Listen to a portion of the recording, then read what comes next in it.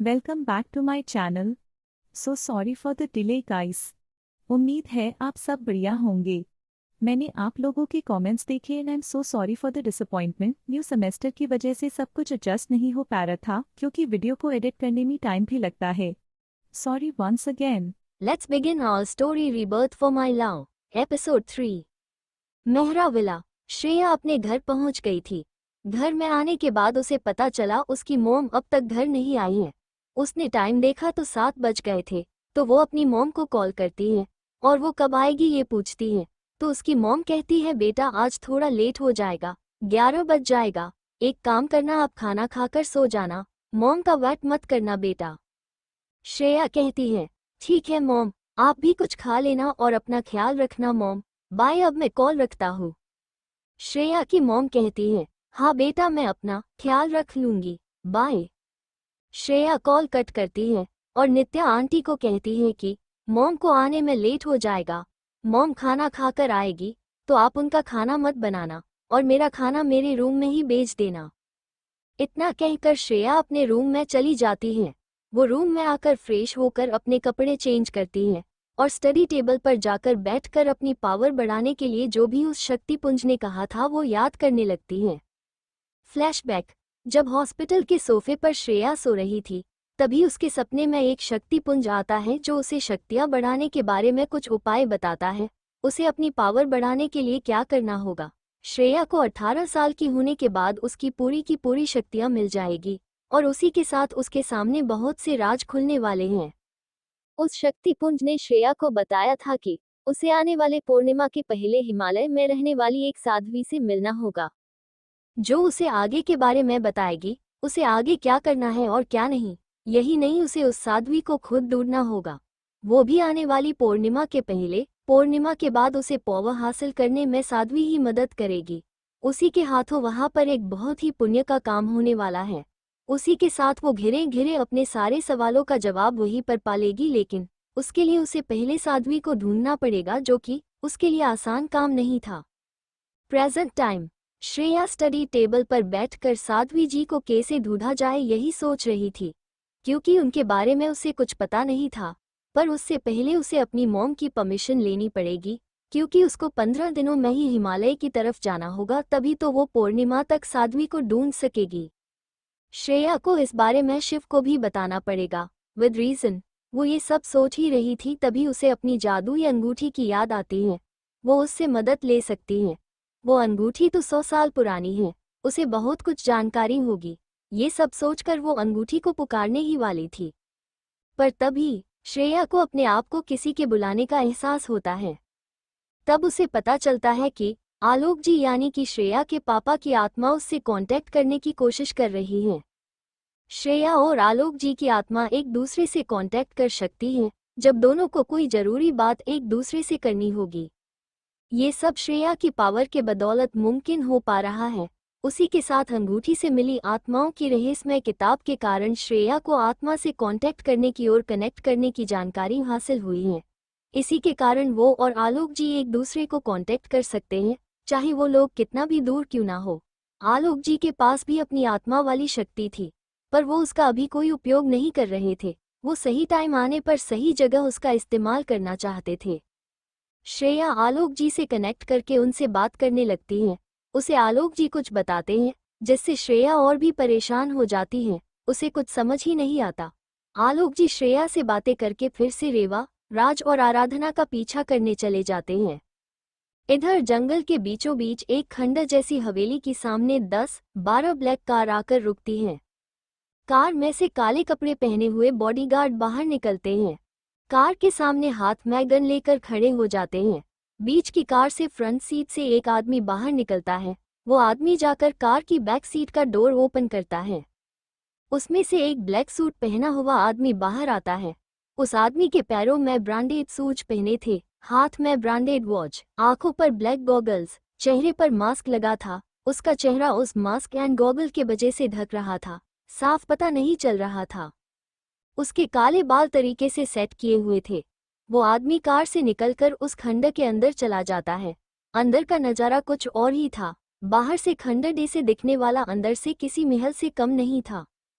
उस आदमी के अंदर जाते ही जो भी लोग अंदर बैठे थे वो खड़े हो जाते हैं और उसके सामने झुककर उसे ग्रीट करते। वो आदमी राजा की तरह उन सब के आगे से जाकर कमरे के बीच में रखे सिंहासन पर जाकर किसी राजा की तरह बैठ जाता है। बाकी सबको अपनी जगह पर बैठने का इशारा करता है। वो लोग बड़ी ही सीरियस फेस के साथ किसी इम्पोर्टेंट बात पर डिस्कशन करते हैं और फिर डे से वो सब वहाँ आए थे ठीक वैसे ही वहाँ से चले जाते हैं। किसी को इस बात की खबर ही नहीं थी कि जंगल के बीच में बने इस खंडर पर क्या हो रहा है।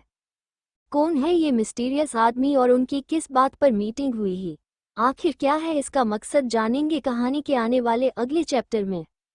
मेहरा विला। श्रेया आलोक जी की बात सुनकर परेशान हो जाती है। अब उसे इन सब से जल्दी निपटने के लिए अपनी पावर हासिल करना जरूरी था, इसलिए वो अंगूठी की हेल्प लेने की ठान लेती है। तभी उसके रूम का डोर नॉक होता है और बाहर से नित्या आंटी की आवाज़ आती है जो उसके लिए खाना लेकर आई थी। श्रेया स्टडी टेबल से उठकर डोर खोलती है, नित्या जी को अंदर आने को कहती है। वो खाना सोफे के सामने वाले टेबल पर रखकर चली जाती है। श्रेया पहले ही परेशान थी, उस पर से उसे भूख भी लगी थी, इसलिए उसको कुछ सूझ ही नहीं रहा था, तो वो पहले अपना डिनर करने का सोचती है। वो बाथरूम में जाकर हाथ धोकर आती है और अपना डिनर करती है। डिनर करने के बाद वो अपनी रूम में रखी बेल बजाती है, जिससे एक सर्वेंट आकर बचा हुआ खाना और डिश लेकर चला जाता है। उसी के साथ श्रेया के रूम में दूध का ग्लास रखकर चला जाता है। श्रेया शिव से थोड़ी देर बातें करती है, उसके बाद फ़ोन रख देती है। शिव से बातें करने के बाद वो अच्छा महसूस करती है, उसके परेशान मन को थोड़ी राहत मिलती है। बाद में वो अपने हाथ में जहाँ पर उसने वो अंगूठी पहनी थी वहाँ पर रब करती है। उसी के साथ उसके कानों में अंगूठी की आवाज़ आती है जो उससे कह रही है, हेलो मास्टर, आपने मुझे कैसे याद किया? कुछ काम है मेरे लिए, बोलो, मैं अभी कर देती हूँ। श्रेया अंगूठी से कहती है, मुझे अपनी पावर बढ़ाने के लिए हिमालय में जाकर साध्वी जी से मिलना होगा, वही मेरी पावर बढ़ाने में मदद कर सकती हैं।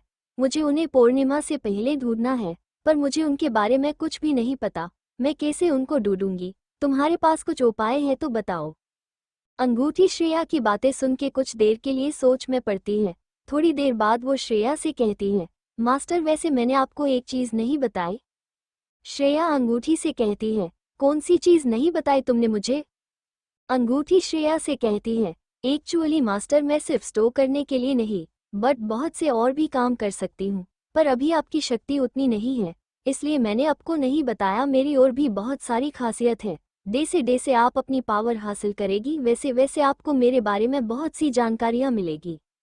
आपको साध्वी जी को ढूंढना है ना, वो मैं कर सकती हूँ, पर अभी मेरी पावर उतनी नहीं है। जैसे जैसे आपकी पावर बढ़ेगी वैसे ही मेरी पावर भी बढ़ेगी और मैं और कैपेबल हो सकती हूँ।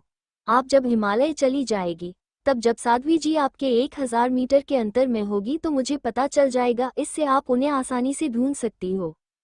श्रेया अंगूठी की बात सुनकर ठीक है कहती है। उसी के साथ वो अंगूठी से बोलती है, तो हमें अगले पूर्णिमा से पहले वहां पर जाना होगा। अभी हमारे पास 15 दिन है, उसके बाद हम हिमालय के लिए प्रस्थान करेंगे। अंगूठी श्रेया से कहती है, ठीक है मास्टर, अब मैं चलती हूँ आराम करने। आने वाले दिनों में मुझे बहुत काम करना होगा, तो मेरी नींद का कुछ पता नहीं, मुझे मिलेगी भी या नहीं, तो अभी मैं सोने जा रही हूँ। Good night master.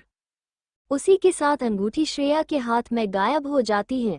श्रेया अंगूठी की बातें सुनकर ना मैं अपना सर हिलाती है, वो भी सोने के लिए बेड पर चली जाती है, क्योंकि 12 बज गए थे और उसे कल सुबह शिव से भी मिलना जन था।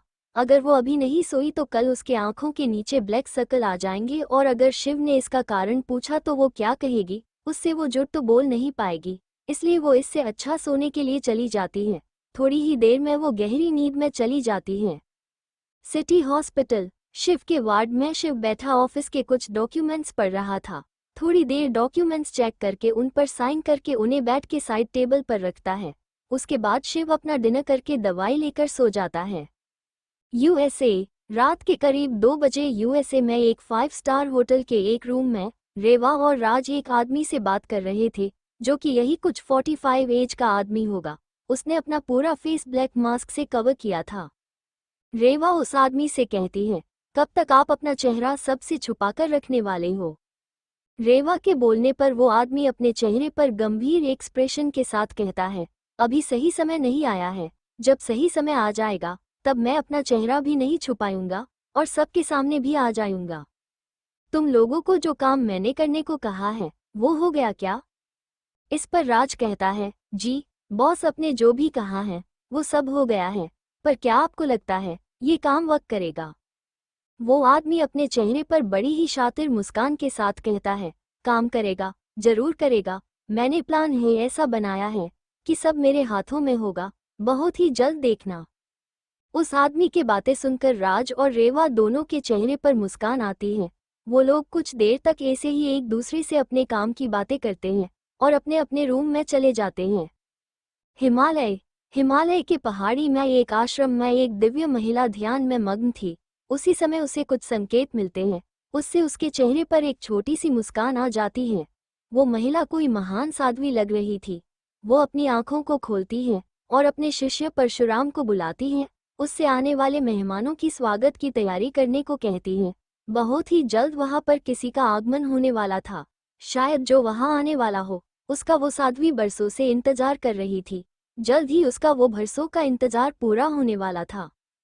साध्वी जी की बातें सुनकर उनका शिष्य उनसे कहता है, गुरु माँ, क्या वो आने वाली है? क्या आपका वर्षों पुराना इंतजार अब जल्द हो खत्म होने वाला है? गुरु माँ यानी कि साध्वी जी बहुत ही कोमल मुस्कान के साथ उससे कहती है, हाँ परशुराम, मुझे जिसका इंतजार था वो जल्दी ही यह पधारने वाली है। तुम्हें उनकी स्वागत की तैयारी करनी होगी, कुछ भी कमी नहीं रहने देना। परशुराम यानी कि साध्वी जी का शिष्य उनकी बातें सुनकर अपने चेहरे पर एक बड़ी मुस्कुराहट के साथ उन्हें प्रणाम करता है और कहता है, जैसी आपकी आज्ञा गुरु माँ। इतना कहकर वो वहां से आने वाले मेहमान के स्वागत की तैयारी करने चला जाता है। गुरु माँ वापस अपने ध्यान में साधना करने बैठ जाती है। आपको क्या लगता है फ्रेंड्स, कौन है ये आदमी और राज, रेवा और वो आदमी आगे क्या करने वाले हैं? क्या इस आदमी का कनेक्शन श्रेया की मौत से है? कौन है ये गुरु माँ? किस मेहमान की आने की बात गुरु माँ परशुराम से कर रही थी? सुबह 6 बजे श्रेया का रूम। श्रेया की नींद सुबह 6 बजे खुलती है। वो जल्दी से उठकर अपना डेली रूटीन पूरा करती है। 8 बजे वो तैयार होकर नीचे ब्रेकफास्ट के लिए चली जाती है। श्रेया ने आज लाइट पिंक कलर का अनारकली पहना था। उस समय वो बहुत ही खूबसूरत लग रही थी। कानों में छोटे छोटे झुमके, गले में चैन। उसने अपने बालों को खुला छोड़ा था। मेकअप के नाम पर सिर्फ आंखों में काजल और होठों पे पिंक कलर की लिपस्टिक, इतने में ही वो बहुत खूबसूरत लग रही थी। श्रेया नीचे आकर ब्रेकफास्ट करने डाइनिंग टेबल पर बैठ जाती है। आज श्रेया की मॉम उसके साथ ब्रेकफास्ट करने के लिए वहां मौजूद नहीं थी। उनकी बहुत ही जरूरी मीटिंग थी, इसलिए वो जल्दी ही निकल गई थी। श्रेया को उन्होंने इस बारे में पहले ही बता दिया था। श्रेया को डाइनिंग टेबल पर बैठते ही नित्या आंटी श्रेया को नाश्ता परोसती है। श्रेया अपना नाश्ता करके शिव से मिलने हॉस्पिटल चली जाती है। जाने से पहले नित्या आंटी श्रेया के कान के पीछे काला टीका लगा देती है, जिससे उसे किसी की नजर न लगे। श्रेया उनको प्यार से गले लगा लेती है। City hospital. श्रेया 10 बजे हॉस्पिटल पहुंचती है। श्रेया अपनी कार से निकलकर हॉस्पिटल के अंदर एंटर करती है। उसी समय वो किसी से टकरा जाती है। जब उसे लगता है वो गिरने ही वाली है तो वो किसी की भी नज़र में आए बगैर अपनी पावर से संभल जाती है। जब वो अपने सामने देखती है तो एक आदमी जिसने ब्राउन कलर का ब्रांडेड सूट पहना था, उसके चेहरे पर मास्क लगा था और आंखों पे काला गॉगल, उसकी सिर्फ आंखें ही दिख रही थी। उन आंखों में गुस्सा था, पर जब वो आदमी श्रेया को देखता है तो उसकी खूबसूरती में डूब ही जाता है। पल भर में उसके चेहरे से गुस्सा गायब हो जाता है और उसके चेहरे पे एक छोटी सी मुस्कान आ जाती है, पर उसके चेहरे पे लगे हुए मास्क के कारण किसी ने भी उसको नोटिस नहीं किया। पास में खड़ा उस आदमी के असिस्टेंट ने जब एक लड़की को उसके बॉस से टकराते हुए देखा तो वो पहले तो घबरा गया, क्योंकि उसके बॉस को किसी के भी उसके करीब आना पसंद नहीं था, खासकर लड़कियों का। जब उसने श्रेया का खूबसूरत चेहरा देखा तो उसे उसके लिए अफसोस हो रहा था। इतनी खूबसूरत लड़की को अपने बॉस का गुस्सा सहन करना पड़ेगा, पर जब वो अपने बॉस को ऐसा सामने खड़ी खूबसूरत लड़की को निहारते देख वो एक पल के लिए शोक में ही चला गया। श्रेया ने सामने खड़े आदमी को सॉरी कहा और वहां से लिफ्ट की तरफ चली गई। उस आदमी को अपने आप को ऐसा देखते पाकर उसे बहुत अनकंफर्टेबल महसूस हो रहा था, इसलिए वो उसे सॉरी कहकर वहां से लिफ्ट की तरफ चली गई। वो आदमी श्रेया के सॉरी कहने से होश में आया। वो श्रेया को तब तक देखता है जब तक वो लिफ्ट में ना चली गई। श्रेया के वहां से जाते हैं उसने अपने पीछे खड़े हुए असिस्टेंट को देखा और श्रेया के बारे में पता लगाने के लिए कहा। इतना कहकर वो हॉस्पिटल के बाहर खड़ी अपनी कार में जाकर बैठ गया। उस आदमी का असिस्टेंट पहले ही शोक में था अपने बॉस को एक लड़की को निहारते देख, और अब अपने बॉस का ऑर्डर सुन वो जल्दी से होश में आया और अपने बॉस को कहता है, यस बॉस। उसी के साथ वो भी कार में बैठ गया। वो कार वहां से चली गई। श्रेया खुद को नॉर्मल कर शिव के वार्ड के बाहर पहुंचती है। वो वार्ड का गेट खोलकर अंदर जाती है तो उसकी नज़र बेड पर बैठे अपने ऑफिस का काम करते हुए शिव पर पड़ जाती है। उसी के साथ राघव भी वहां पर मौजूद था। वो लोग किसी बात पर डिस्कशन कर रहे थे। वार्ड का गेट खुलते ही उन दोनों का ध्यान गेट की तरफ जाता है। जब वो दोनों श्रेया को देखते हैं तो अपना डिस्कशन बंद करते हैं। शिव राघव को बाहर जाने के लिए कहता है। राघव भी शिव के कहने पर श्रेया को स्माइल पास कर रूम के बाहर चला जाता है। राघव के वहां से जाते ही शिव श्रेया को अपने पास बुलाता है। श्रेया भी शिव के कहने पर उसके पास जाकर बेड के पास रखी साइड टेबल पर बैठ जाती है। श्रेया शिव की तरफ देखकर नाराजगी से कहती है, आप अभी तक पूरी तरह से ठीक भी नहीं हुए हो और अपने अभी से काम करना चालू कर दिया। क्या काम कहीं भागा जा रहा है? आप ना अपना बिल्कुल भी ख्याल नहीं रखते। श्रेया के ऐसे खुद पर बीबीओ डे से बर्ताव करने पर शिव के चेहरे पर स्माइल आती है, पर वो उसे जल्दी ही छुपा देता है। अगर श्रेया ने देख लिया तो वो उससे गुस्सा हो जाएगी। शिव उससे कहता है, अभी मैं बिल्कुल ठीक हूँ जान, वैसे भी बहुत ही जरूरी काम था बस इसलिए। वैसे आई लाइक इट जैन, तुम तो अभी से बीबीओ की तरह बर्ताव करने लगी हो। शिव श्रेया को टीच करते हुए कहता है, वैसे भी मैं बहुत खुश हूँ, मुझे तुम्हारे ऐसे मेरे उपहक जताने से मुझे कोई प्रॉब्लम नहीं है। श्रेया शिव की बातें सुनकर शर्मा जाती है। वो उससे अपनी नज़रें चुराने लगती है।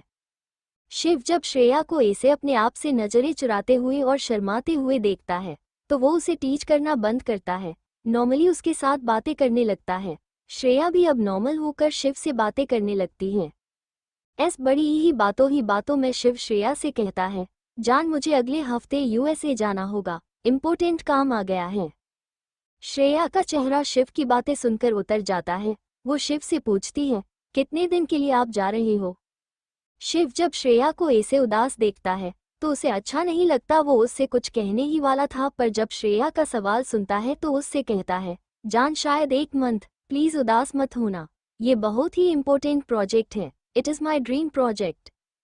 शिव के 1 मंथ खुद से दूर जाने से श्रेया को बुरा लगता है, पर जब वो ये शिव का ड्रीम प्रोजेक्ट है ये सुनने के बाद वो अपने चेहरे पर मुस्कुराहट लेकर कहती है, ठीक है आप जा सकते हो, पर मेरी एक कंडीशन है। श्रेया की कंडीशन वाली बात सुनकर शिव उसकी तरफ देखकर कहता है, क्या कंडीशन है तुम्हारी जान? श्रेया कहती है, आपको मुझे दिल्ली कॉल करना होगा, उसी के साथ आप अपना पूरा ख्याल रखेंगे, मोस्ट इम्पॉर्टेंट आप लाड़कियों से दूर रहेंगे। श्रेया की शर्त सुनकर शिव के चेहरे पर स्माइल आती है। वो उससे कहता है, ओक, मुझे तुम्हारी सारी कंडीशन मंजूर हैं, तुम भी अपना ख्याल रखना होगा, उसी के साथ लड़कों से दूर भी रहना होगा। श्रेया कहती है, ठीक है, अगर ये आपका ड्रीम प्रोजेक्ट नहीं होता तो मैं आपको कभी इतने दिनों के लिए जाने ही नहीं देती, आप ना जल्दी से प्रोजेक्ट पूरा करके आना। श्रेया की इस बात पर शिव उससे कहता है, ओक माय लव, और वैसे भी अभी तो मैं यही हूँ, अभी 15 डेज है मुझे जाने में, तुम उदास मत होना, मुझे तुम्हें ऐसा देखकर अच्छा नहीं लगता। श्रेया शिव के कहने पर अपने चेहरे पर स्माइल लाती है। ऐसे ही कुछ वक्त दोनों एक दूसरे से बातें करते हैं।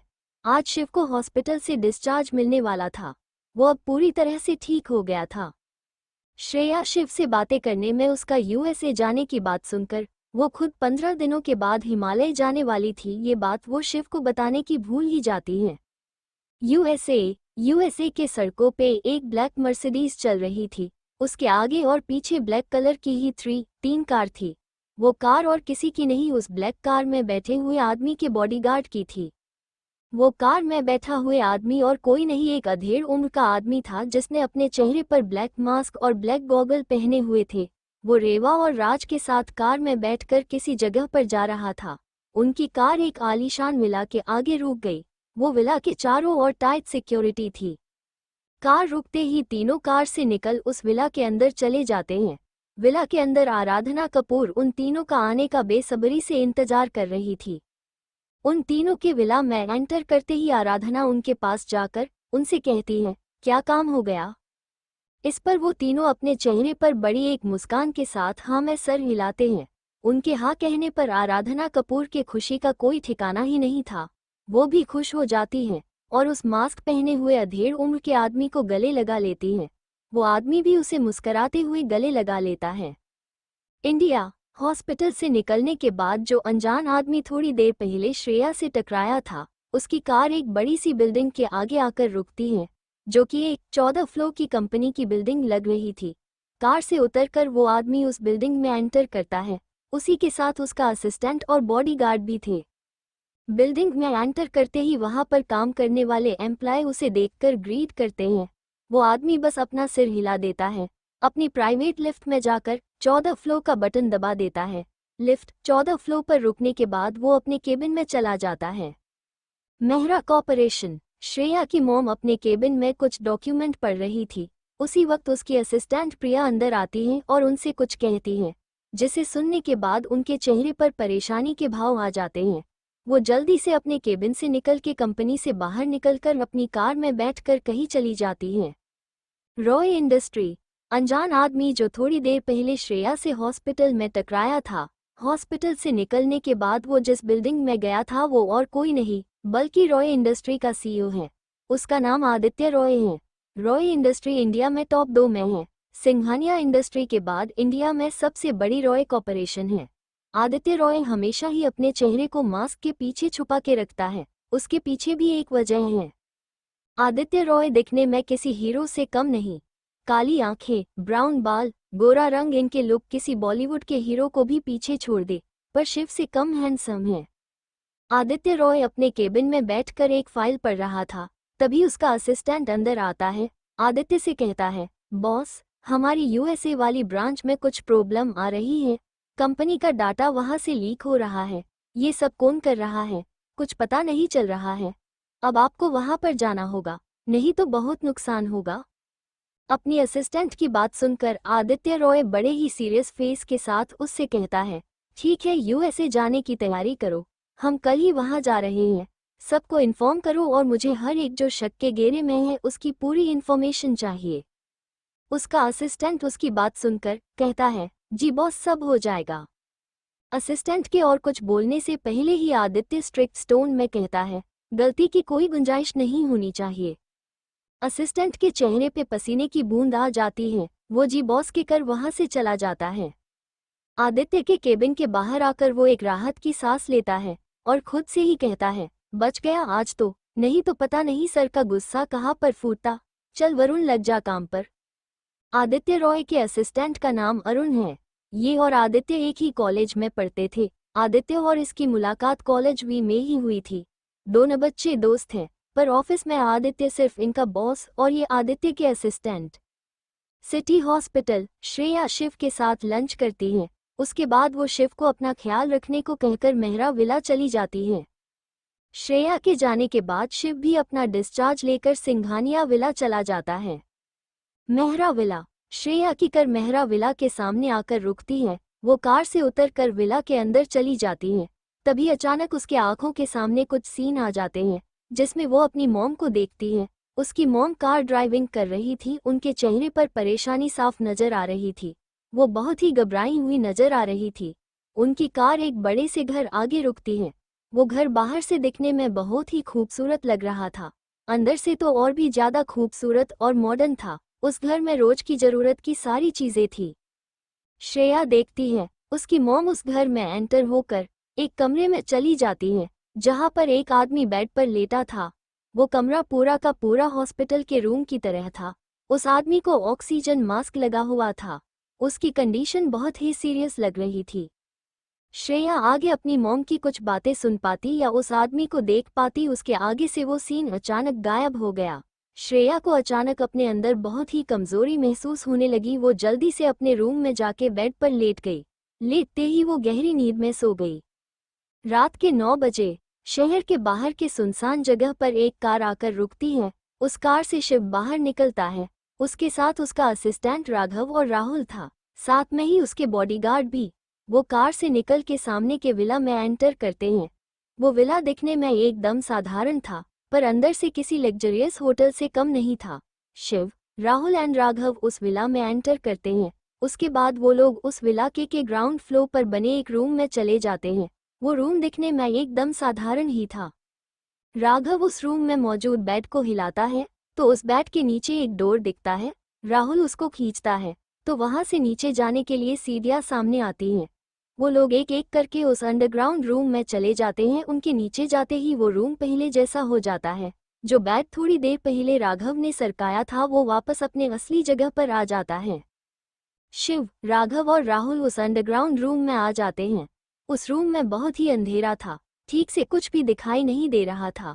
राहुल उस रूम की लाइट ऑन करता है तो पूरे रूम में उजाला हो जाता है। उस रूम में एक चेयर पर एक आदमी बहुत ही बुरी तरह से जख्मी हालत में बंधा हुआ था। ऐसे लग रहा था उसे बहुत ही बुरी तरह से किसी ने टॉर्चर किया था। रूम में उजाला होने के कारण वो आदमी रोशनी की वजह से अपनी आंखें खोलने की कोशिश करता है। अपनी आंखों को खोलकर देखता है तो इसके सामने शिव अपने चेहरे पर ब्लैक मास्क लगाया हुआ था। उसके साथ ही राघव और राहुल ने भी मास्क लगाया था। वो आदमी जब शिव को दिखता है तो उसके आंखों में डर साफ नजर आ रहा था। वो डर कर कांपने लगा था। वो डरते हुए कहता है, अंडरवर्ल्ड किंग, यहाँ पर क्या कर रहा है? मुझे तो आर्मी वालों ने पकड़ा था ना? तो फिर? राघव उसकी बातों पर उसे जवाब देता है, हाँ अंडरवर्ल्ड का किंग, तूने सही पहचाना। वैसे भी तुझे आर्मी ने ही पकड़ा है, पर किंग ये कैसे ये तू जान पाए उतनी तुम्हारी हैसियत नहीं है। तुमको तो सिर्फ ड्रग वेपन्स डे से इल्लीगल काम आते हैं, जिससे हमारा देश खतरे में आए, यही ना? पर हमारे होते हुए ये कभी नहीं हो सकता है। वैसे तूने तो किंग को नाराज किया है, तो अब भुगतो। वो आदमी लड़खड़ाते हुए जबान के साथ, मैंने किंग को नाराज किया है, पर कब? उसके इस बात पर राहुल कहता है, अब तू जान के भी क्या करेगा राका? अब तो तेरा टाइम खत्म हुआ है। धरती पर से एक बोझ अब कम होगा। ऊपर जाकर आराम से सोचना कि तूने किंग को कैसे नाराज किया है। क्या पता तुझे जवाब मिल भी जाए। जी हाँ, ये और कोई नहीं राका ही है जो विलियम से इलीगल वेपन्स के बदले ड्रग्स की डील करने जा रहा था। इसे ही शिव की टीम ने पकड़ा था और इनका प्लान फेल हो गया था। इसमें शिव को गोली लगी थी और वो अब तक हॉस्पिटल में था। हॉस्पिटल से डिस्चार्ज होते ही वो यहाँ आ गया राका को सबक सिखाने। फ्रेंड्स, जिन्होंने पिछले चैप्टर नहीं देखे वो पीछे जाके देखे, उन्हें पता चल जाएगा कि राका कौन है। शिव कब से शांत था। वो राका से बोलता है, वो भी काफी कठोर लहजे में, तुम्हारे साथ इस डील में कौन कौन शामिल थे और मुझे उन सब का पता चाहिए। अगर तुमने जल्दी अपना मुंह नहीं खोला तो तुम्हारा क्या होगा ये कोई नहीं जानता। शिव की इतनी खतरनाक धमकी सुनकर राका डर गया। वो कांपने लगा था। वो खुद को नॉर्मल करते हुए कहता है, कोई नहीं था मेरे साथ, मैं अकेला ही हूँ। राका को झूठ बोलता देख शिव उससे एक बार फिर कठोर आवाज में कहता है, मैंने तुमसे सिर्फ और सिर्फ सच बोलने को कहा है। मुझे झूठ से सख्त नफरत है। झूठ बोलने वाले का क्या असर होता है ये तो तुम्हें अच्छी तरह से मालूम ही है। शिव का इतना ही कहना था। राका का चेहरा ही पीला पड़ गया। उसे वो समय याद आ गया जब उसने अंडरवर्ल्ड किंग से गद्दारी और झूठ बोलने वालों के साथ किंग ने क्या किया था। वो सब उसके आंखों के सामने आ गया। कैसे किंग ने अपने ही एक आदमी जिसने पैसों के लालच में उससे गद्दारी की थी, पकड़े जाने पर झूठ बोला था। किंग को जब ये पता चला था तब उसने उसे अपने जंगली पालतू टाइगर के आगे जिंदा फेंका था। वो आदमी चिल्लाता रहा, चिल्लाता रहा, किसी को उस पर तरस नहीं आया। वो किंग के जंगली टाइगर का खाना बन गया। वैसे तो किंग अच्छे के लिए बहुत ही अच्छा था, पर अगर उसके साथ किसी ने गद्दारी या धोखाधड़ी की तो वो यमराज से भी कम नहीं था। राका बहुत ही घबरा गया था। पहले से ही उसे बहुत टॉर्चर किया गया था और अब सिर्फ किंग की बातों से ही उसको वैसा लग रहा था कि उसका किसी ने गला घोट दिया। राका को कुछ जवाब न देता देख और ऐसे ही खुद में गुम देख राघव ने वहां पास में ही रखा हुआ पानी का जग उठाया और राका के मुंह पर सारा पानी फेंक दिया, जिससे राका अपनी सोच से बाहर आया। अपने चेहरे पर पानी पड़ने से जहां पर चोटें थी वहां पर उसे बहुत पेन हो रहा था। पानी के चेहरे के चोटों पर पड़ने की वजह से उसकी चिक निकल गई। जैसे ही वो सामने देखता है तो वहां पर राघव खड़ा था अपने फेस पर मास्क लगाया हुए। फिर भी राका को पता चल गया ये किंग का राइट हैंड है और राहुल लेफ्ट। अगर अंडरवर्ल्ड में किंग के बाद कोई खतयानक था तो ये दोनों, इनसे सभी डरते थे। इन दोनों को सब वुल्फ के नाम से जानते हैं। राघव जब देखता है राका अपने होश में है तो उसका जबड़ा पकड़कर बड़े ही गुस्से से कहता है, समझ नहीं आ रहा है क्या तेरे को किंग ने क्या कहा? अब जड़ी से बता दे कौन है तुम्हें मदद कर रहा है, ये सब तुम्हारे पीछे चुपके बैठा है, बोल जल्दी। राका घबरा के कहता है, किंग मुझे उसके बारे में कुछ नहीं पता, मेरी उससे सिर्फ फोन पर ही बातें होती थी। थोड़ा रुक कर कहता है, वो यूएसए से ये सब कर रहा है, मुझे बस इतना ही पता है, प्लीज मुझे छोड़ दो, मैं ये सब काम छोड़ दूंगा, आगे से ऐसा कुछ नहीं करूंगा। राघव राका की बात सुनकर उसके चेहरे पे एक मुक्का जड़ता है और कहता है, तुझे छोड़ दे, वैसे भी एक बार शेर के मुंह में खून लगने के बाद उसको रोकना नामुमकिन है, बिल्कुल उसी तरह तुझे छोड़ने के बाद तू फिर से ये सब शुरू करेगा। राघव के राका के चेहरे पर मुक्का जड़ने से उसके मुंह से खून निकलने लगता है, उसे बहुत दर्द हो रहा था। वो दर्द भरी आवाज में शिव की तरफ देखता है, जो कि अब तक शांत किसी राजा की तरह पास में लगी चेयर पर बैठकर सब देख रहा था। उसका ऑरा बहुत ही खतरनाक था। शिव की तरफ देखकर घिड़घिड़ाते हुए राका कहता है, किंग मुझ पर भरोसा करो, मैं सच में ये सब छोड़ दूंगा, प्लीज मुझे जाने दो। उसकी इस बात पर अब तक शांत बैठा राहुल बड़ी ही गुस्से के साथ उससे कहता है, भरोसा और वो भी तुझ पर, ये बातें तुझ पर शोभा नहीं देती राका, जो अपने सगे भाई का न हो सका वो हमारा क्या होगा। Underground room. राका जब राहुल की बातें सुनता है तो अपना सर शर्म से झुका देता है, उसे वो सब याद आने लगता है जो उसने उसके सगे भाई के साथ किया था। राका के बड़े भाई का नाम श्याम था, जिसने अपनी मेहनत से एक छोटा सा स्टार्टअप शुरू किया था जो कि अब एक बड़ी कंपनी में बदल गया था। राका उस टाइम पर कुछ कम नहीं किया करता था, वो जिस भी काम में पैसे लगता वो सब डूब जाता। उसे ड्रग्स, दारू की लत लग गई थी। इस सब से उसकी फैमिली उससे तंग आ गई थी। जब वो अपने भाई को इतनी तरक्की करता देखता है तो उसे उससे जलन होने लगती है। वो सुधारने का नाटक करने लगता है और अपने भाई की कंपनी में जॉब करने लगता है। उसके भाई को भी लगता है वो सुधार रहा है, पर उसे कहाँ पता राका उसके साथ धोखा कर रहा है। राका ने अपने भाई की कंपनी की आड़ में इल्लीगल काम करना शुरू कर दिया। उसने अपने भाई के नाम पर बहुत सा पैसा भी लाइन ले रखा, भाई को बिना पता लगाए। जब ये सब घोटाला सामने आया तो राका ने अपने हाथ पीछे ले लिए और अपने ही सगे भाई को इन सब में फंसा दिया। उसका भाई चीख कर कह दिया रहा था, मैंने ऐसा कुछ नहीं किया, मैं निर्दोष हूँ, पर सारे सबूत उसके खिलाफ होने से उसे जेल हो गई। उसके घर में जब ये सब पता चला तो उसकी मॉम ये सब से नहीं पाई और हार्ट अटैक की वजह से उनकी डेथ हो गई। जब इस सब के पीछे राका का ही हाथ है, ये सब उसके पापा को पता चला तो वो उसे जेल में डालने के लिए पुलिस स्टेशन में सारे सबूतों के साथ जा रहा थे। तभी राका ने उनका एक्सीडेंट करके उनको मार डाला। जब ये सब श्याम को पता चला तो वो ये सब बर्दाश्त ही नहीं कर पाया, उसने जेल में ही सुसाइड कर दिया था। राका को ऐसे अपना सिर नीचे करते हुए देखकर राघव आगे आकर उससे कहता है, अरे अब सर नीचे करने से क्या फायदा, तूने तो अपने सगे बाप और भाई को नहीं छोड़ा, तो उनका न हो सका तो हम तुझ पर कैसा भरोसा करे। राहुल कहता है, कुत्ते की दुम उल्टी ही रहती है, वो कभी सीधी नहीं होती, तेरा भी बिल्कुल उसी की तरह है, अब जल्दी से अपना मुंह खोल, सच सच बता जल्दी। इतना कहकर उसने राका को 2-4 गुस्से जड़ दिए। इतनी देर से सब देख रहा शिव यानी कि किंग आगे आकर राका के सामने खड़ा होता है और उससे बड़ी ही खतरनाक ढंग से कहता है, कौन है तेरे पीछे, उसका नाम बता और वो इस समय कहाँ है, तुझे कैसे पता वो यूएसए में से तुझे कॉल आते हैं, बोल जल्दी। शिव की बातें सुनते ही राका की रीढ़ की हड्डी कांपने लगी, उसका पूरा चेहरा पसीने से भर गया। उसे पता चल गया था अब उसके पास सच बताने के अलावा कोई और चांस नहीं है। अगर किंग अपने पर आ गया तो उसे तड़पा तड़पा के मारेंगे। वैसे भी वो अभी इस हालत में नहीं था कि और दर्द सहन कर सके, इससे तो अच्छा उसे मरना पसंद था। राका किंग की तरफ देखकर अपनी कांपती हुई जबान के साथ कहता है, किंग वो मैं एक डील के लिए उससे मिलने गया था, तब मेरी उससे पहली बार मुलाकात हुई। इससे पहले हम बस कॉल पर ही बातें करते थे, पर मैंने उसका चेहरा नहीं देखा। उसने अपने चेहरे पर ब्लैक मास्क लगाया था, उसके साथ उसके आंखों पर भी काला चश्मा था। वो करीब 45 के आंच का होगा। राका थोड़ी देर रुककर गहरी सांस लेकर आगे कहता है, उसका ऑरा बहुत ही खतरनाक था। उसने ही मुझे ये डील विलियम के साथ करने के लिए कहा था। उसके बाद वो इंडिया में वो बहुत ही बड़ा कुछ करने वाला है। मुझे इसके बारे में कुछ जानकारी नहीं है। डील सही तरह से होने के बाद वो मुझे बताने वाला था। वो मुझे जब भी कांटेक्ट करना हो तो ही बार अलग अलग नंबर से कॉल करता था। किंग, मुझे उसके बारे में बस इतना ही पता है, वो जो भी करता है वो सब यूएसए में रह कर ही करता है। उसके आदमी हर जगह पर फैले हुए हैं। राका की बातें सुनकर शिव किसी गहरी सोच में जाता है। उसे तो बस यही ट्रिगर कर रहा था कि वो आदमी जो कोई भी है वो बहुत जल्द इंडिया में कुछ बड़ा करने वाला है।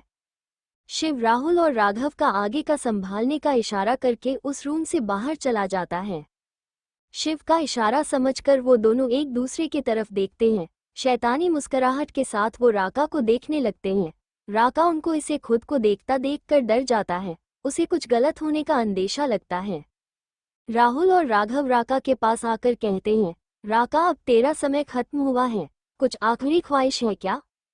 राहुल आगे की बात को कंप्लीट करते हुए कहता है, कुछ होगी भी तो हम उसे पूरा करने वाले नहीं हैं, तो तू वो अपने पास ही रख। राघव कहता है, वैसे तू सोच रहा होगा, पूरी करनी ही नहीं तो पूछ क्यों रहे हो, ही ना? राका की तरफ देखकर राघव आगे कहता है, वो क्या है ना, मैंने सीरियल में देखा था, इसे कहते हैं, तो बस पूछ लिया। वैसे भी तेरी आखिरी इच्छा पूरी करने के लिए ये सीरियल थोड़ी है। इतना कहकर वो राहुल को हाई फाई करता है और दोनों हंसने लगते हैं। राका उनकी बातें सुनकर और उन्हें ऐसे हंसते देखकर कहता है, मैंने आपको सच बता दिया है, तो अब आप मुझे क्या करना चाहते हो? प्लीज मुझे छोड़ दो, वादा करता हूँ ये काम यहीं पर छोड़ दूंगा, आगे ऐसा नहीं करूंगा। राका इतना कहकर उनके सामने अपनी जान की भीख मांगने लगता है, पर उसकी बातों का गिरने का राघव और राहुल पर कोई फर्क नहीं पड़ा। वो दोनों गंभीर चेहरे के साथ कहते, राका, तुझे ऐस बड़ी ही अपने जान की भीख मांगने की कोई जरूरत नहीं, क्योंकि उसका कोई फायदा नहीं होने वाला।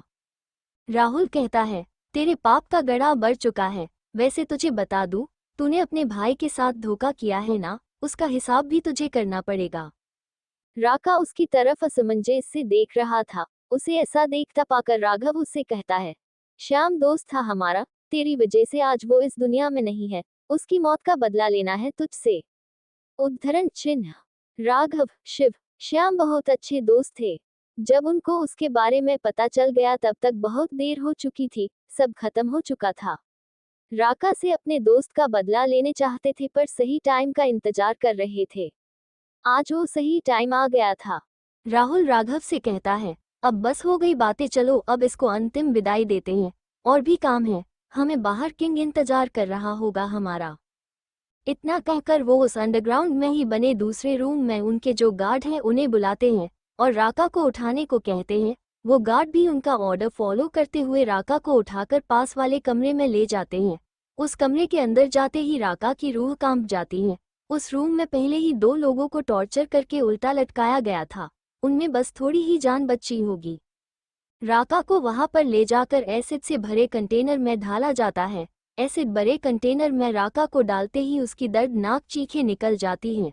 थोड़ी ही देर में राका की पूरी बॉडी उस एसिड की वजह से गल जाती है। उसी के साथ उसकी चीखें भी शांत हो जाती हैं। राका दुनिया को अलविदा कह गया था। राका को ठिकाने लगाकर राहुल और राघव उस अंडरग्राउंड एरिया से निकल जाते हैं। आपको मैं बता दूं फ्रेंड्स, ये अंडरग्राउंड एरिया में आने का रास्ता जो है वो शिव, राघव, राहुल के लिए अलग और उनके गार्ड के लिए अलग है। गार्ड को शिव, राहुल और राघव कहाँ से आते और कहाँ जाते हैं ये नहीं पता। मेहरा विला। श्रेया अपने रूम में गहरी नींद में सोई हुई थी। वो रात को डिनर के लिए भी नहीं उठी। नित्या आंटी जब उसे डिनर के लिए बुलाने आती हैं तब श्रेया को वो उसी कपड़े में सोती देखती हैं जो उसने हॉस्पिटल से आते वक्त देखे थे।